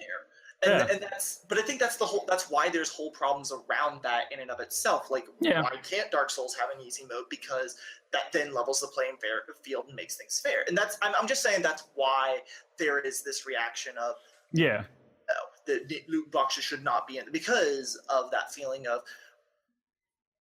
I never know, maybe I am going to be that guy who spends $500 and doesn't get the $3 item. Wales. There was someone on the when Fire Emblem Heroes came out. Some guy's like, I make a lot of money. I have plenty of disposable income. I dropped $1,000 on this game and didn't get Hector. I mean, he was just doing it for statistics. He didn't really care either way, but Yeah. Right. it happens. Sure. All right. Yeah. We have been very redundant on this topic. So I know we have. let's- It's just like, whew. Let's Yeah. let's move on to the next one. All right, which is my topic. and it's a lot less serious Keep than it preying shorter? on people. Is it shorter, please? It might be. I don't know. Same topic. We're done. Pokemon Ultra Sun and Moon are the last 3DS Pokemon RPGs that we are getting. We called it, Obs. Yeah. This We is called it. This is reported Yep. on by Joe Screbbles at IGN, and I'm going to read Not surprising at all. part of this article. Not surprising, but it makes me sad. Pokemon Ultra Sun and Moon will be the culmination of series developer Game Freak's work on 3DS, presumably before the core Pokemon RPG series moves to a new home on the Switch. Speaking to IGN, Game Hell Freak yeah. director Shigeru Omori explained that the company is seeing each of its 3DS games as the full extent of what can be achieved on the handheld console. When we were making Pokemon X and Y, we were really trying to push the 3DS system to its absolute limits, which is what we thought we'd done, but when Sun and Moon came around, we completely redesigned the system and actually ended up pushing the 3DS even further to what we thought was the most we could draw out of it. With Ultra Sun and Moon, explains Amori, we tried to eke that out more and really push the system to its absolute limits, and we're now feeling that perhaps this is the maximum of what we can get out. So we're really treating Ultra Sun and Ultra Moon as the culmination of our work with the 3DS system. Before they announced the next handheld at E3. Which would destroy me. No, I almost wanted to do it just to fuck Obs over. it doesn't matter because they've said they are now. The game could never see the light of day, but they are developing a Pokemon RPG for the Switch. This has been announced. Yeah. So as a Switch owner and something that I've harped on many episodes of this podcast, I'm super excited for this news because I'm just saying, they're like, this is the last one for the 3DS. Yeah. They're all like, oh yes, it's very the next one ambiguously. will No, be we the have our 3DS 4DS. anyways. But no, this guarantees the Switch's future success. I think the Switch has sold 2 million units in the U.S. thereabouts, and I mean, there's not a lot of them out in the wild to buy necessarily, but like I never see them on stores, and they're also pretty expensive. But this is going to sell so many Switches when it comes 4.7 out. million as of Is that worldwide? worldwide Yeah. as of July. It's like so. I think it's a little bit less than 2 million in America. No, it was a little over because I was reading Oh, an was it? article Okay. actually before we started recording. It was talking about how the Switch right now is. I think Nintendo is like leading console sales for like the second or third month in a row, and of the 5 months that the Switch has been out, it has been the top-selling console for 3 of them. I mean, that makes sense, really. Yeah, That's yeah, just- but It's new. New consoles are always going to be on top, really. That Mario but- game but I comes mean, out in I a don't week. Full think- consoles, I should say. coming off with the Wii U, I think we said it before. I'm really glad to see that the Switch is kind of becoming this one and all thing for Nintendo. Yeah. It's a little bit sad because it means that instead of having like a Wii and then my fiance and I, we can both have our own 3DS. We just have one Switch. Well, yeah, I've seen a lot of people are like, the Switch is more personal. Both people in our household have a Switch, basically. Really, you've seen people I've that seen a I don't lot know. of Maybe People say have that. the disposable. because if income. the new Pokemon game comes out, I think that would warrant both Lily and I's return Right. to that game to actually play it as that. But I can't You fathom need to play dropping Gen more 7, money. man. Well, Another, I like, how much was 200? how much was a 3DS XL at release? Oh, I didn't get an XL. We- I don't have 250. an I mean, but most of America did. it was Yeah. it was about 250, and then the new Right. 3DS XL So, was a like Switch 280. isn't Mine was that like much 200. I got it like Yeah, one I'm just year saying on after it release. came out. Yeah. Right, release.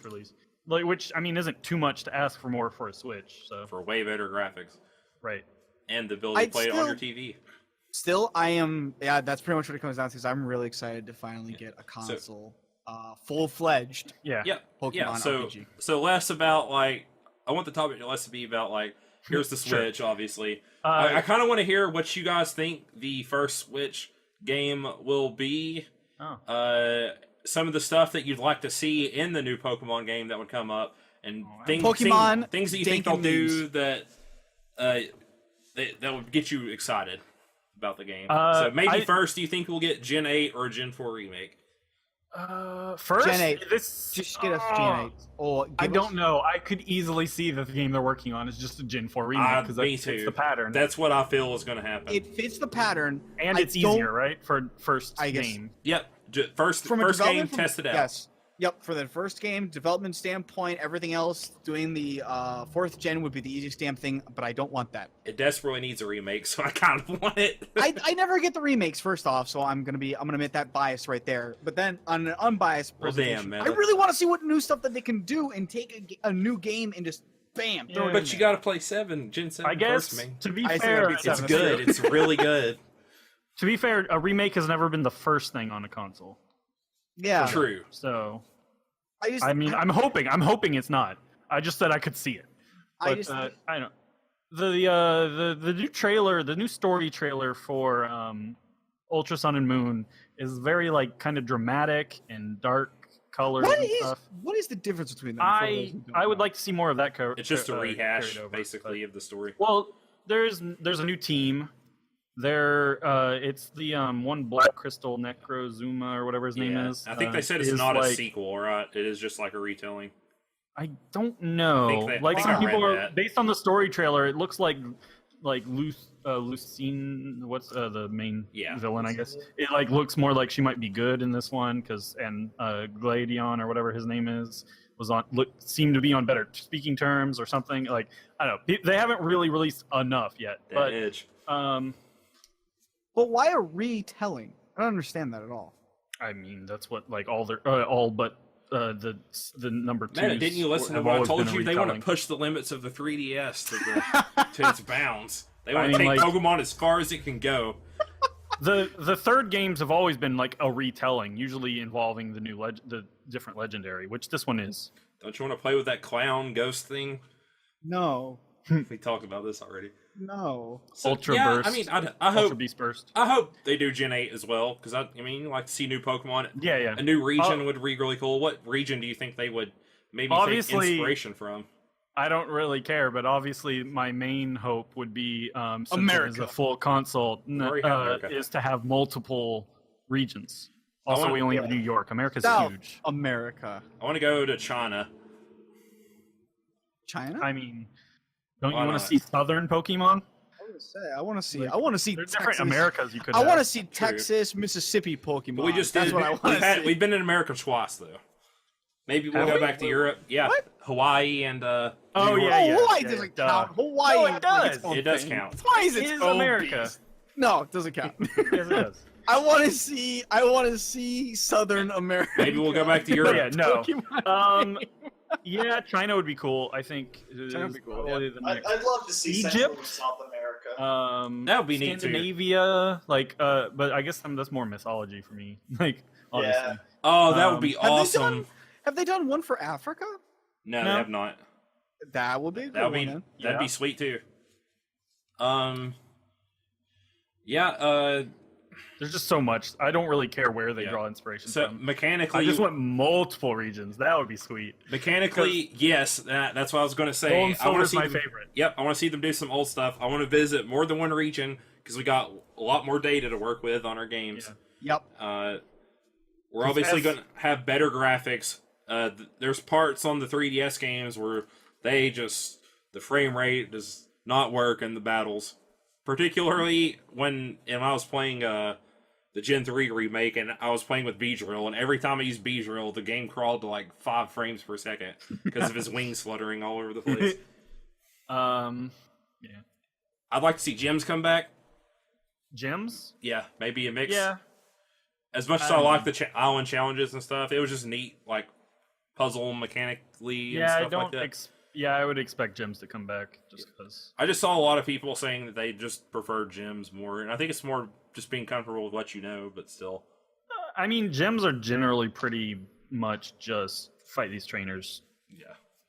And you had 8 island guys or whatever. You had to fight someone for each of a gym level. And you got to fight the like, super fight Pokemon. for But the the original super move.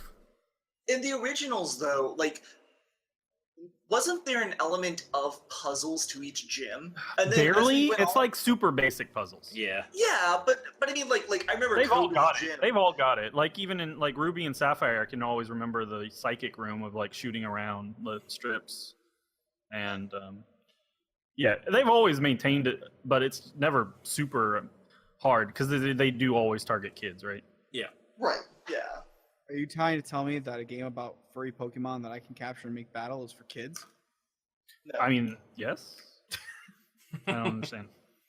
It's for kids and adults. Not that it has to be. It has, Are you it trying has to tell me- waifus in the game. Are you trying to tell me that a game rated E with mild cartoon violence might be rated for everyone, including my children? All I'm You saying know what? is, on the topic of things we would like to see because it's on a console, I wouldn't mind to see a Pokemon game that's more challenging and more geared towards. I mean, that's not going to happen. It doesn't matter what it's You know what I on. wanna It's see? not No, going know, to. but- I but will I'm tell still you- saying I would wouldn't like to mind see that seeing too. it. You know what I wanna that's see? But I don't think that's affected because it's on a console. You could also, I mean, I want There to are see full plenty of- contact. Yeah, I agree with what. I want to see full contact on abilities. I am tired of seeing a character do slash and then it just like slashes and then it shows the other guy and then he just gets. well, we could slashed have that. I want to see where the Pokemon actually goes across That- that screen and slaps the other It's dude. the Dark Souls of Pokemon games. That's what I wanted what to Meta see. wants. I have wished this in Pokemon Stadium.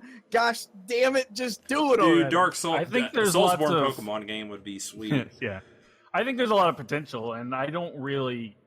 I mean, I'm generally just give me whatever you want to make. It's all been pretty good up till now. I was gonna say, yeah. I mean, like, I'm just happy to see, see the games coming out of the Switch.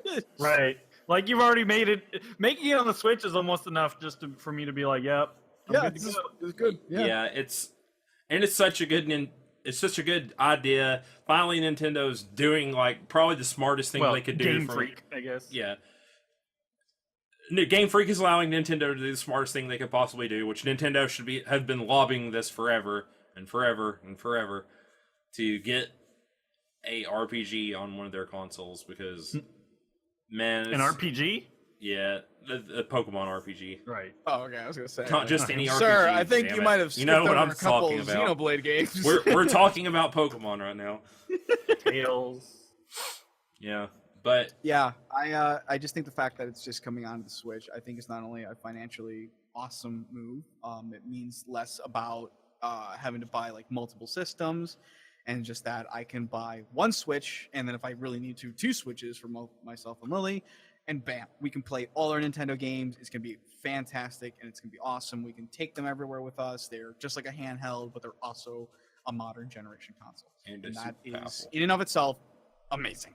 yep, and just give me give me more regions. Just think about how much longer the games can be too. They're already fairly long if you think about for what you do in the games. They're like 30-hour games, pretty much. So yeah, I mean, like, yeah, that's just the sort amount thing. of content we can have Shorter, so, in the yeah. game is really what the potential for it makes me excited. I don't know if we're going to get all the stuff that I want, like multiple I regions. guess. Right. We could have They more said it's, Pokemon just in the game itself rather than having to trade for them or do weird stuff. To They get said them. it's a Pokemon RPG, but I guess they still could change up the battle mechanics and stuff. Yeah. So I hope they don't. Right? Like I do want No, I some don't degree of think original stuff in it, or original mechanics in it. I don't want to. I'd like to see more like an emphasis on exploration in the games. Yeah. I think that would be cool. Like if it's less like linear, like complete, Yeah, like, more interesting overhead. areas. I would be Yes, pretty cool. which I think they can do finally. Like, if we could get like half of what any open world game does, yeah. like that would be really freaking sweet in a Pokemon game. I don't think they will do it because again they're marketed to kids, so it's supposed to be more easy and kind of linear and stuff with the gameplay. But man, it would be sweet. When you surf, you actually surf around an actual like big nice ocean and stuff, rather than just like a very wide hallway that goes one direction. Sure. I want to surf like from here and then end up at these woods, and I go like northeast and I get into the town. And obviously you can't like do it because you have like Pokemon levels, or you can just have your player get like completely destroyed by those level 30 Eradicates when you're like level 10 or something. Because you wandered off into the woods this way, the way you weren't supposed to go. It would be interesting. I would be okay with that. I would be totally fine with that. I don't know if they'll do it, though. Nah, probably not. Probably not. I've seen some people saying that they think they could potentially be remaking Gen 1 again. I don't know if you guys had read any rumors on that. I think it's mostly just forward talk, but I just like the honestly Gen don't know, 4 I haven't stuff played is. But Pokemon game in a while. I mean, I wouldn't be upset if they remade, maybe the first gen or two into one game. yes, Again, Just multiple saying, regions. Combine red and blue and silver and gold all into one. if they can, Nice little package. those are games they could keep remaking, just like Kingdom Hearts, that I would just buy every time. Oh man. So I'm happy the direction the Switch is going. Super excited. All we need to do now is get that Nintendo shop up where I can start buying old games a la carte and not get mad because I can't get my SNES Classic. Right, no, they make more money doing it this way. It's basically a loot box, but you know what's in it. Oh my god, Mel. Oh my god. All right, Ted, so what do you got for us? On that note. On that note, actually sort of connected. Sorry, the thought of you buy a random console and don't know what games are on it would just be ridiculous. Like a Nintendo, instead of going. Sweet, I got Super Mario World. Oh yeah, sorry, that would just be hilarious. Dang it, I got Contra. Hey man, Contra's I got awesome. Balloon Fight. Yeah. Well, shit. All right, what's your topic, Ted? Well, I mean, kind of related to actually pretty directly, but also tangentially related. Before we started recording, we were talking about Soul Calibur. The subject of Soul Calibur came up, and it kind of got me to thinking that there hasn't really been a follow-up to the last Soul Calibur game in a little while, and I've kind of been missing the game. I mean, every so often I think about it, and it's it was one of those games that I loved, and I played the hell out of Soul Calibur. And I would like to see another Soul Calibur game come out. Now, so I was wondering, are there any games that you guys want to see having sequels, whether or not they've had them before, or again, Soul Calibur was at Soul Calibur 5, but maybe they've had a sequel, maybe they haven't, but you would just love to see. I guess a coming back of some IP. Playmates 2. I would love if they finally gave joking. a sequel to Final Fantasy Tactics, because it's in that whole series has never had any sequels. I called it. I honestly thought you were going to say Final Fantasy X too, just to No, my troll answer was Playmates 2. I would love to see a sequel to Final Fantasy X too. You joke. Hey, we got those radio novels that only came out in Japan. That's that you can my listen to. real It's answer called is actually more of the 10 universe because of the fifth installment, because there was a book and then an audio CD, and the audio CD ends with Sin being revived. Yeah, no, don't So Yuna and obviously- Titus break up and stuff? And Sort they hate of, each other. yeah. I was So like, that's man, why I this is want- really depressing. I after know, all that's that why work. I want Sorry. another one where they get a happy ending, damn it. Wait, what happened? I must be missing something here. Dude. Titus comes back after 10-2. Yeah. And then they have a literature book, which is, or a lit book or whatever, a physical book or whatever, where it's got a lot of stuff from 1,000 years ago, but does have some of the story. But the big thing was the audio CD after that, which involves them breaking up, and then Sin is revived. Yeah, there's another Because girl and then that's there's two traveling other with characters Titus in or it, something in it, right? Or she's traveling with Yuna or Titus one, and they go around. You kind of find out throughout the course of it that it's very heavily implied that they're no longer together. Yeah, and then sad because things happened. at some point Yuna tells her that she's with this other guy, because there's two other characters. Yeah, that are with them, and Yeah, but at it's the end, it ends on a slightly happier note. It's Yuna's, because Titus asks Lulu who she's actually with, and Lulu's like, "You're an idiot. If you actually knew anything about her, figure it out yourself." And then it's he will follow her forever on this new journey because he is in love with her. But Yeah, but still, God. it's super depressing. yes. Oh, fuck. So that's my actual answer. Is yes, I would like more stuff after 10-2. Hey, is this legit canon? Yes, it's canon. Yes. I can't believe you hadn't heard What? any of this. Yeah. I know what Meta's doing after the podcast ends. I'm gonna live in ignorant bliss and just say that no, they got back together at 13-2, and that's the fucking end of it. Man, the good ending of 13-2? that game was so Yeah, happy. I did not play enough 13-2 to know that they were. By that I mean I didn't play any 13-2. Yeah. 10-2. Alright, so elaborate on tactics meta. Why do you want more tactics? No, I don't actually want to see a sequel to Tactics. Okay. I mean, it'd be cool if I would love for that system, that mechanic system to come back. But whether it's Tactics or it's done through a different Tactics mode. Advance. No, God. Well, no. actually, now it'd be because doesn't that was exist. Game Boy Advance, so it'd be Tactics Switch. Oh my God. Dude. Yes. Yes. I mean, like, yeah, it really comes down to just I would love to see that system. I would love to see that system come back because I really love just the mathematics and how it works and everything. But it doesn't have to be Tactics. As for a sequel to a game series that I legit want, a good Legend Crazy of Legaia. Taxi. A good Legend of oh my God. A good Legend of Legaia. I sequel would actually be awesome. loved playing 2 when I was younger, and probably would not hold up at all, I'm sure. But I actually played a lot of Legaia 2. I played a lot of Legaia too, but it wasn't the sequel that I wanted. No, it wasn't. And that's really what the problem was.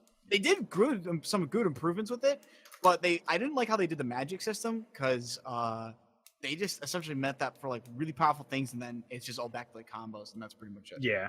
And I didn't like that. I like the fact that like there was actual magic in the other game, and that you could and technically the magic was stealing the soul of a twisted creature and then utilizing it. Legaia 1's just in a different class. Yeah, But I just played. I mean, I didn't have Legaia 1, but I did play it eventually.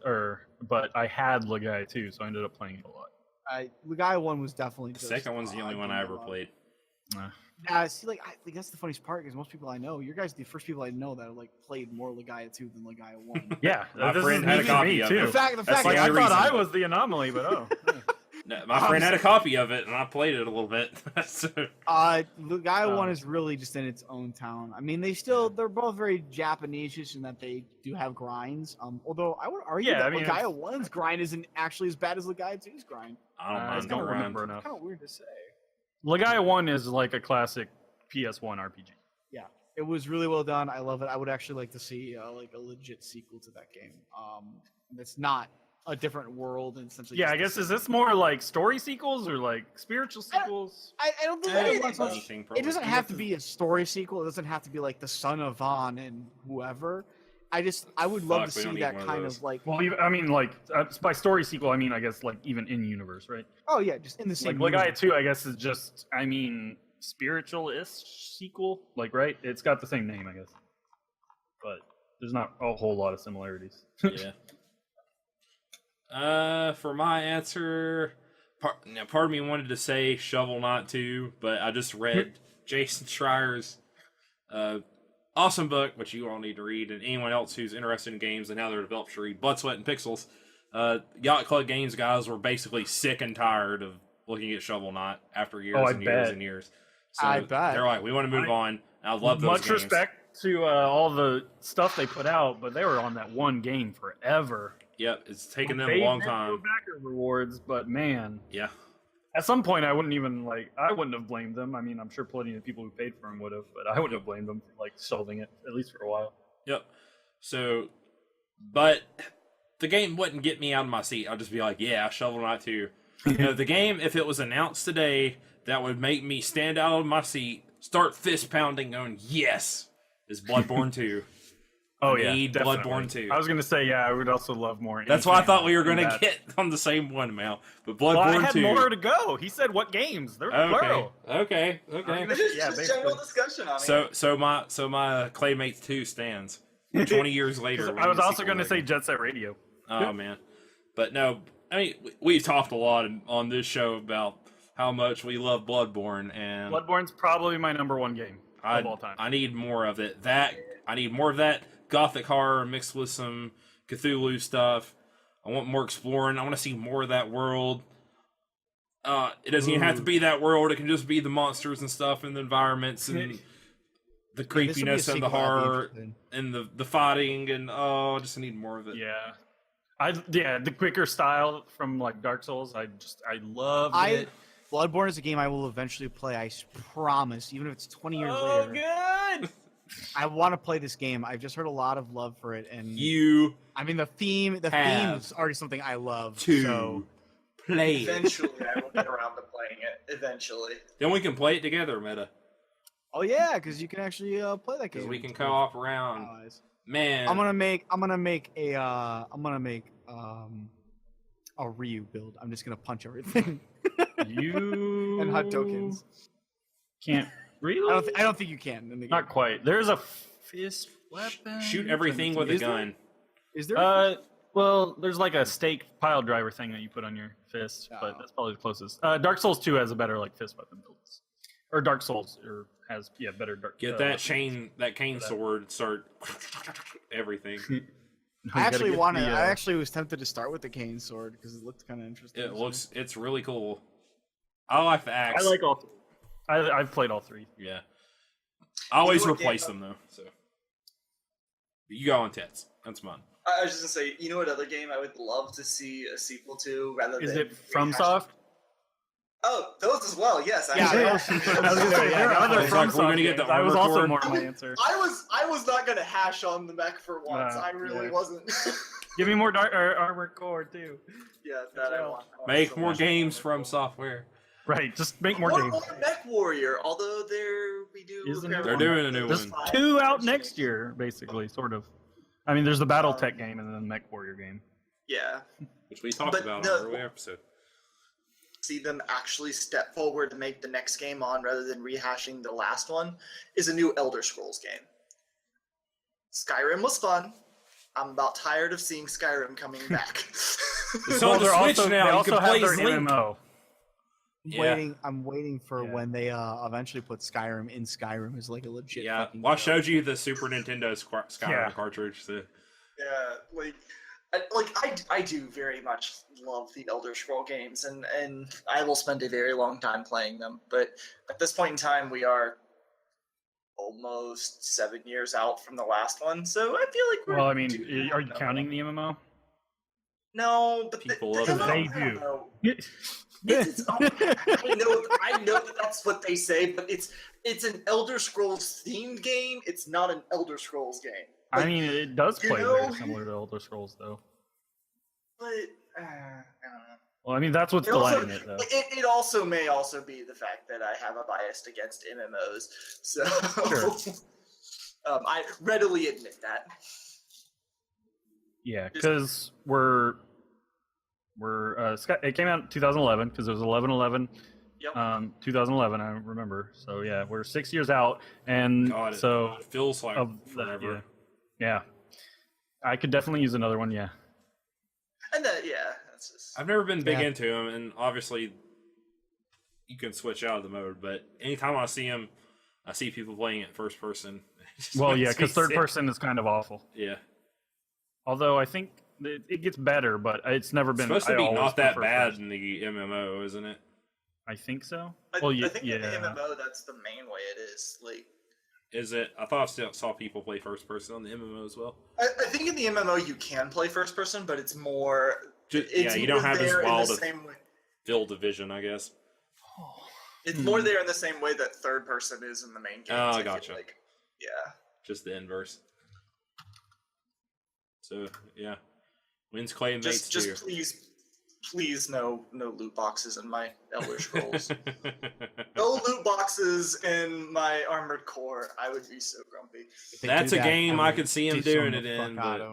Yeah, like I joke about Elder Scrolls, but I could really see them doing it in Armored Core. It makes sense. Because they have it in the Mech Warrior Online. The whole purpose of customizing your mech, which means you need access to all the parts from the start. But that's the whole thing with Mech Warrior Online is they have loot boxes for the whole mechs. Which is why it's a horrible game. I agree. I'm glad you two agree so aggressively. Don't ruin my childhood. What's some more ones you'd want to see, Mel? More? I don't know. Now I'm just thinking of From Software. Yeah, more of that. Now everything they do, just everything give from me software. more. I mean, I would have said Mass Effect. Yeah. But we just got a new Mass Effect game. Jade I mean, Empire I could say 2. Jade Empire, yeah. I was Jade gonna say- Empire 2. Yeah, that'd be great. We talked Jade about Empire that. is one that I would be okay even for a remastering. New of. KOTOR. I love Right. New KOTOR. Yeah, an actual KOTOR 3. Yeah. As much as I kind of liked SWOTOR. But I don't know. BioWare's definitely a different. Yeah, Company they're now, so- a beast. Each of themselves. EA. Visceral closed down, so we'll never get Star Wars 1313. That wasn't even them, was it? It wasn't, but that was they're theoretically Yeah, basically doing it. theoretically. Yeah, because I saw articles. It's like this is like shades of 1313 because that got canceled too. Yep. But yeah, no They- more Dead Space. They'd nothing they'd basically taken it and pitched I it to guess. EA else. Or at least from them. because that is yeah. the last chapter of Jason Schreier's book, Blood, Sweat, and Pixels. But you should already. Ah, I wish Jason Schreier was giving me $1 every time I said that. No. hashtag not- Man, it's a good read. Lots of insight into the game development, and how awful crunching is. I mean, I'm ready for another Tales game. oh man, we need some more Tales. It's been almost a year, so it's going to be 2 years now. Has it? Yeah, since Tales of Berseria, it was like January. I mean, Technically- that's close to 2 years. Then actually, you're closer. Or of this year or last year? You mean? This past year, I'm pretty sure it No, was Tales this of past year. Berseria was 2016. What? Yeah, so No. we're getting close. Yeah, I'm No. looking at it right now. No, no! I'm just It took me 2 years to beat that game. No, America for us, but it's a Japanese game. okay. Yeah. So Yeah. it should be announced over there. Optimus Soon. going Yeah, in next flat year. out. I was like, Yeah. what? No. No. No! It came I out was like, I this swear I year bought here. that like a year ago. Yeah, but we should start to see it next year, probably, hopefully. Maybe we'll 'Cause see there's something never- at Tokyo Game Show here in a few months. There's only been one gap of 3 years. No, actually, there's never been a gap more than 2 years on the Tales timeline of main games. So. Man, I want a traditional, like, the old school, like, Tales, like Tales of the Abyss. Also, it's Tales been of what, a Vesperia. few months since Persona, so yeah, Persona would be good too. Yeah. Yeah, I was about to say I'm surprised you guys haven't said Persona. So I was gonna say, Man, you those- made me say, and I- I was like, wait a minute. That game is my favorite game, and I love it, but, man, No, yeah, no, I my wouldn't want a file is sequel out 200 and quick, something actually. hours long, so Yeah, I wouldn't actually want a sequel that quick. I don't know if I can deal with that again right now. Yeah, that's a You know thing what? unto itself. Oh, Yeah. man. Another one that I actually probably should finish the most recent version of it first. The Digimon World games. Oh yeah, I mean, yeah. I was like, It's been they're around cute. for a little Tight. bit long enough for us to say I wouldn't mind having a new story. Well, on it. I'm surprised we haven't Didn't got it a come out new this GTA. year? No, it was out. No, the 2016? sequel to the Cyber Sleuths came out this year, I think, didn't it? I forgot about the sequel to Cyber Sleuth. Oh, there. Well, yeah, it's like a there's the game prequel, we I played. think. So, it didn't interest me that much, but Yeah, I don't think that. Yeah, that was what. But it's the art direction is done by the people that do Persona. some, For the Cyber Sleuth. Some of it. yeah, someone from Elysian Mega, or yeah, I don't remember if it was actually Persona or not. Shin Megami Tensei. But Yeah, no, it was the guy who did Devil Survivor. and a Oh, lot of that's okay. people are White getting light. the game they want, Red Dead Redemption 2. Oh yeah, Fairly soon. but also a prequel, Yeah. Yeah. or So, looks like so. it counts. I whatever. actually kind of hate prequels, but that's just a personal thing. I just Yeah. want more in the storyline. I don't want like stuff from the past. More So in the future. so the Well, verdict now, is we just need All more. prequels are just giant flashbacks. Right, and I hate flashbacks. Well, no. But Mao, how do you get through anime? Yeah. How do you get the story at important times where you got to remember stuff you read a chapter ago? I Right. totally agree with Mao. I fucking Oh, it's hate it when annoying we're like in in the middle of a manga. combat scene or something, and then suddenly the stop is like, the reason I'm doing this is because when I was a little child, I lived in a village, and that village had cookies, and then one day, Yeah, so 20 20 chapter flashback. And I'm like, That is- God, what were we doing? That is having what year is Naruto this? PSPs. Anyway, by the way, Tets, sorry, the sequel comes out next year for us. It came out, or Gotcha. it's coming out in Japan in December. I thought it was already out. Well, the consensus is we need more From Software games, so let's just all Yes. go with From Software. Give us more. Approved. They get their Mech Warrior, we get our Bloodborne. All No, Hey, Armored Core. whatever, same thing. Armored. It's a mech, you blow stuff up. Eh. You're gonna get your Armored Mech Core Warrior, Gundam. Blood Soulsborne style Whatever. game. I would love for them to do like an Armored Core Souls cross up. Like, oh my god, but Keep dreaming, bud. Oh man. exactly. All right, We should probably everybody. wrap this thing up. Yeah, that's what I'm Yeah. getting to. Been a while. Yeah, we're on longer. I was getting to the outro right when he said Yeah, that, we're Mal. waxing poetic. All right, everyone. This has been episode 29, a podcast of 5 rings, Mal. Mal's Thank you. source of enlightenment. You should just read the ending. Damn. I would if I had it in front of me. I'm just messing with you, buddy. Sounds so salty about it. I'm just messing with you. We're your source of enlightenment in the realm of video games, tabletop, anime, film, and tech. Each episode podcast of 5 rings. Oh man, releases Monday mornings on iTunes and SoundCloud. Talk by topic, Check day out by Meta day, Stream. on YouTube, Yeah. full video, Fridays, Meta Stream, PSO Flow. They're about to stream right now. Podcast 5R on Twitter, P5R Podcast on Facebook. We're going to Delaware. We're going to Ohio. Yeah, Oh my god. that obscure reference. Meta got it. All right, we'll see you Holy guys. shit, We'll that see you guys callback. next week. Bye. Bye. Bye. I'm gonna go tend to my cider.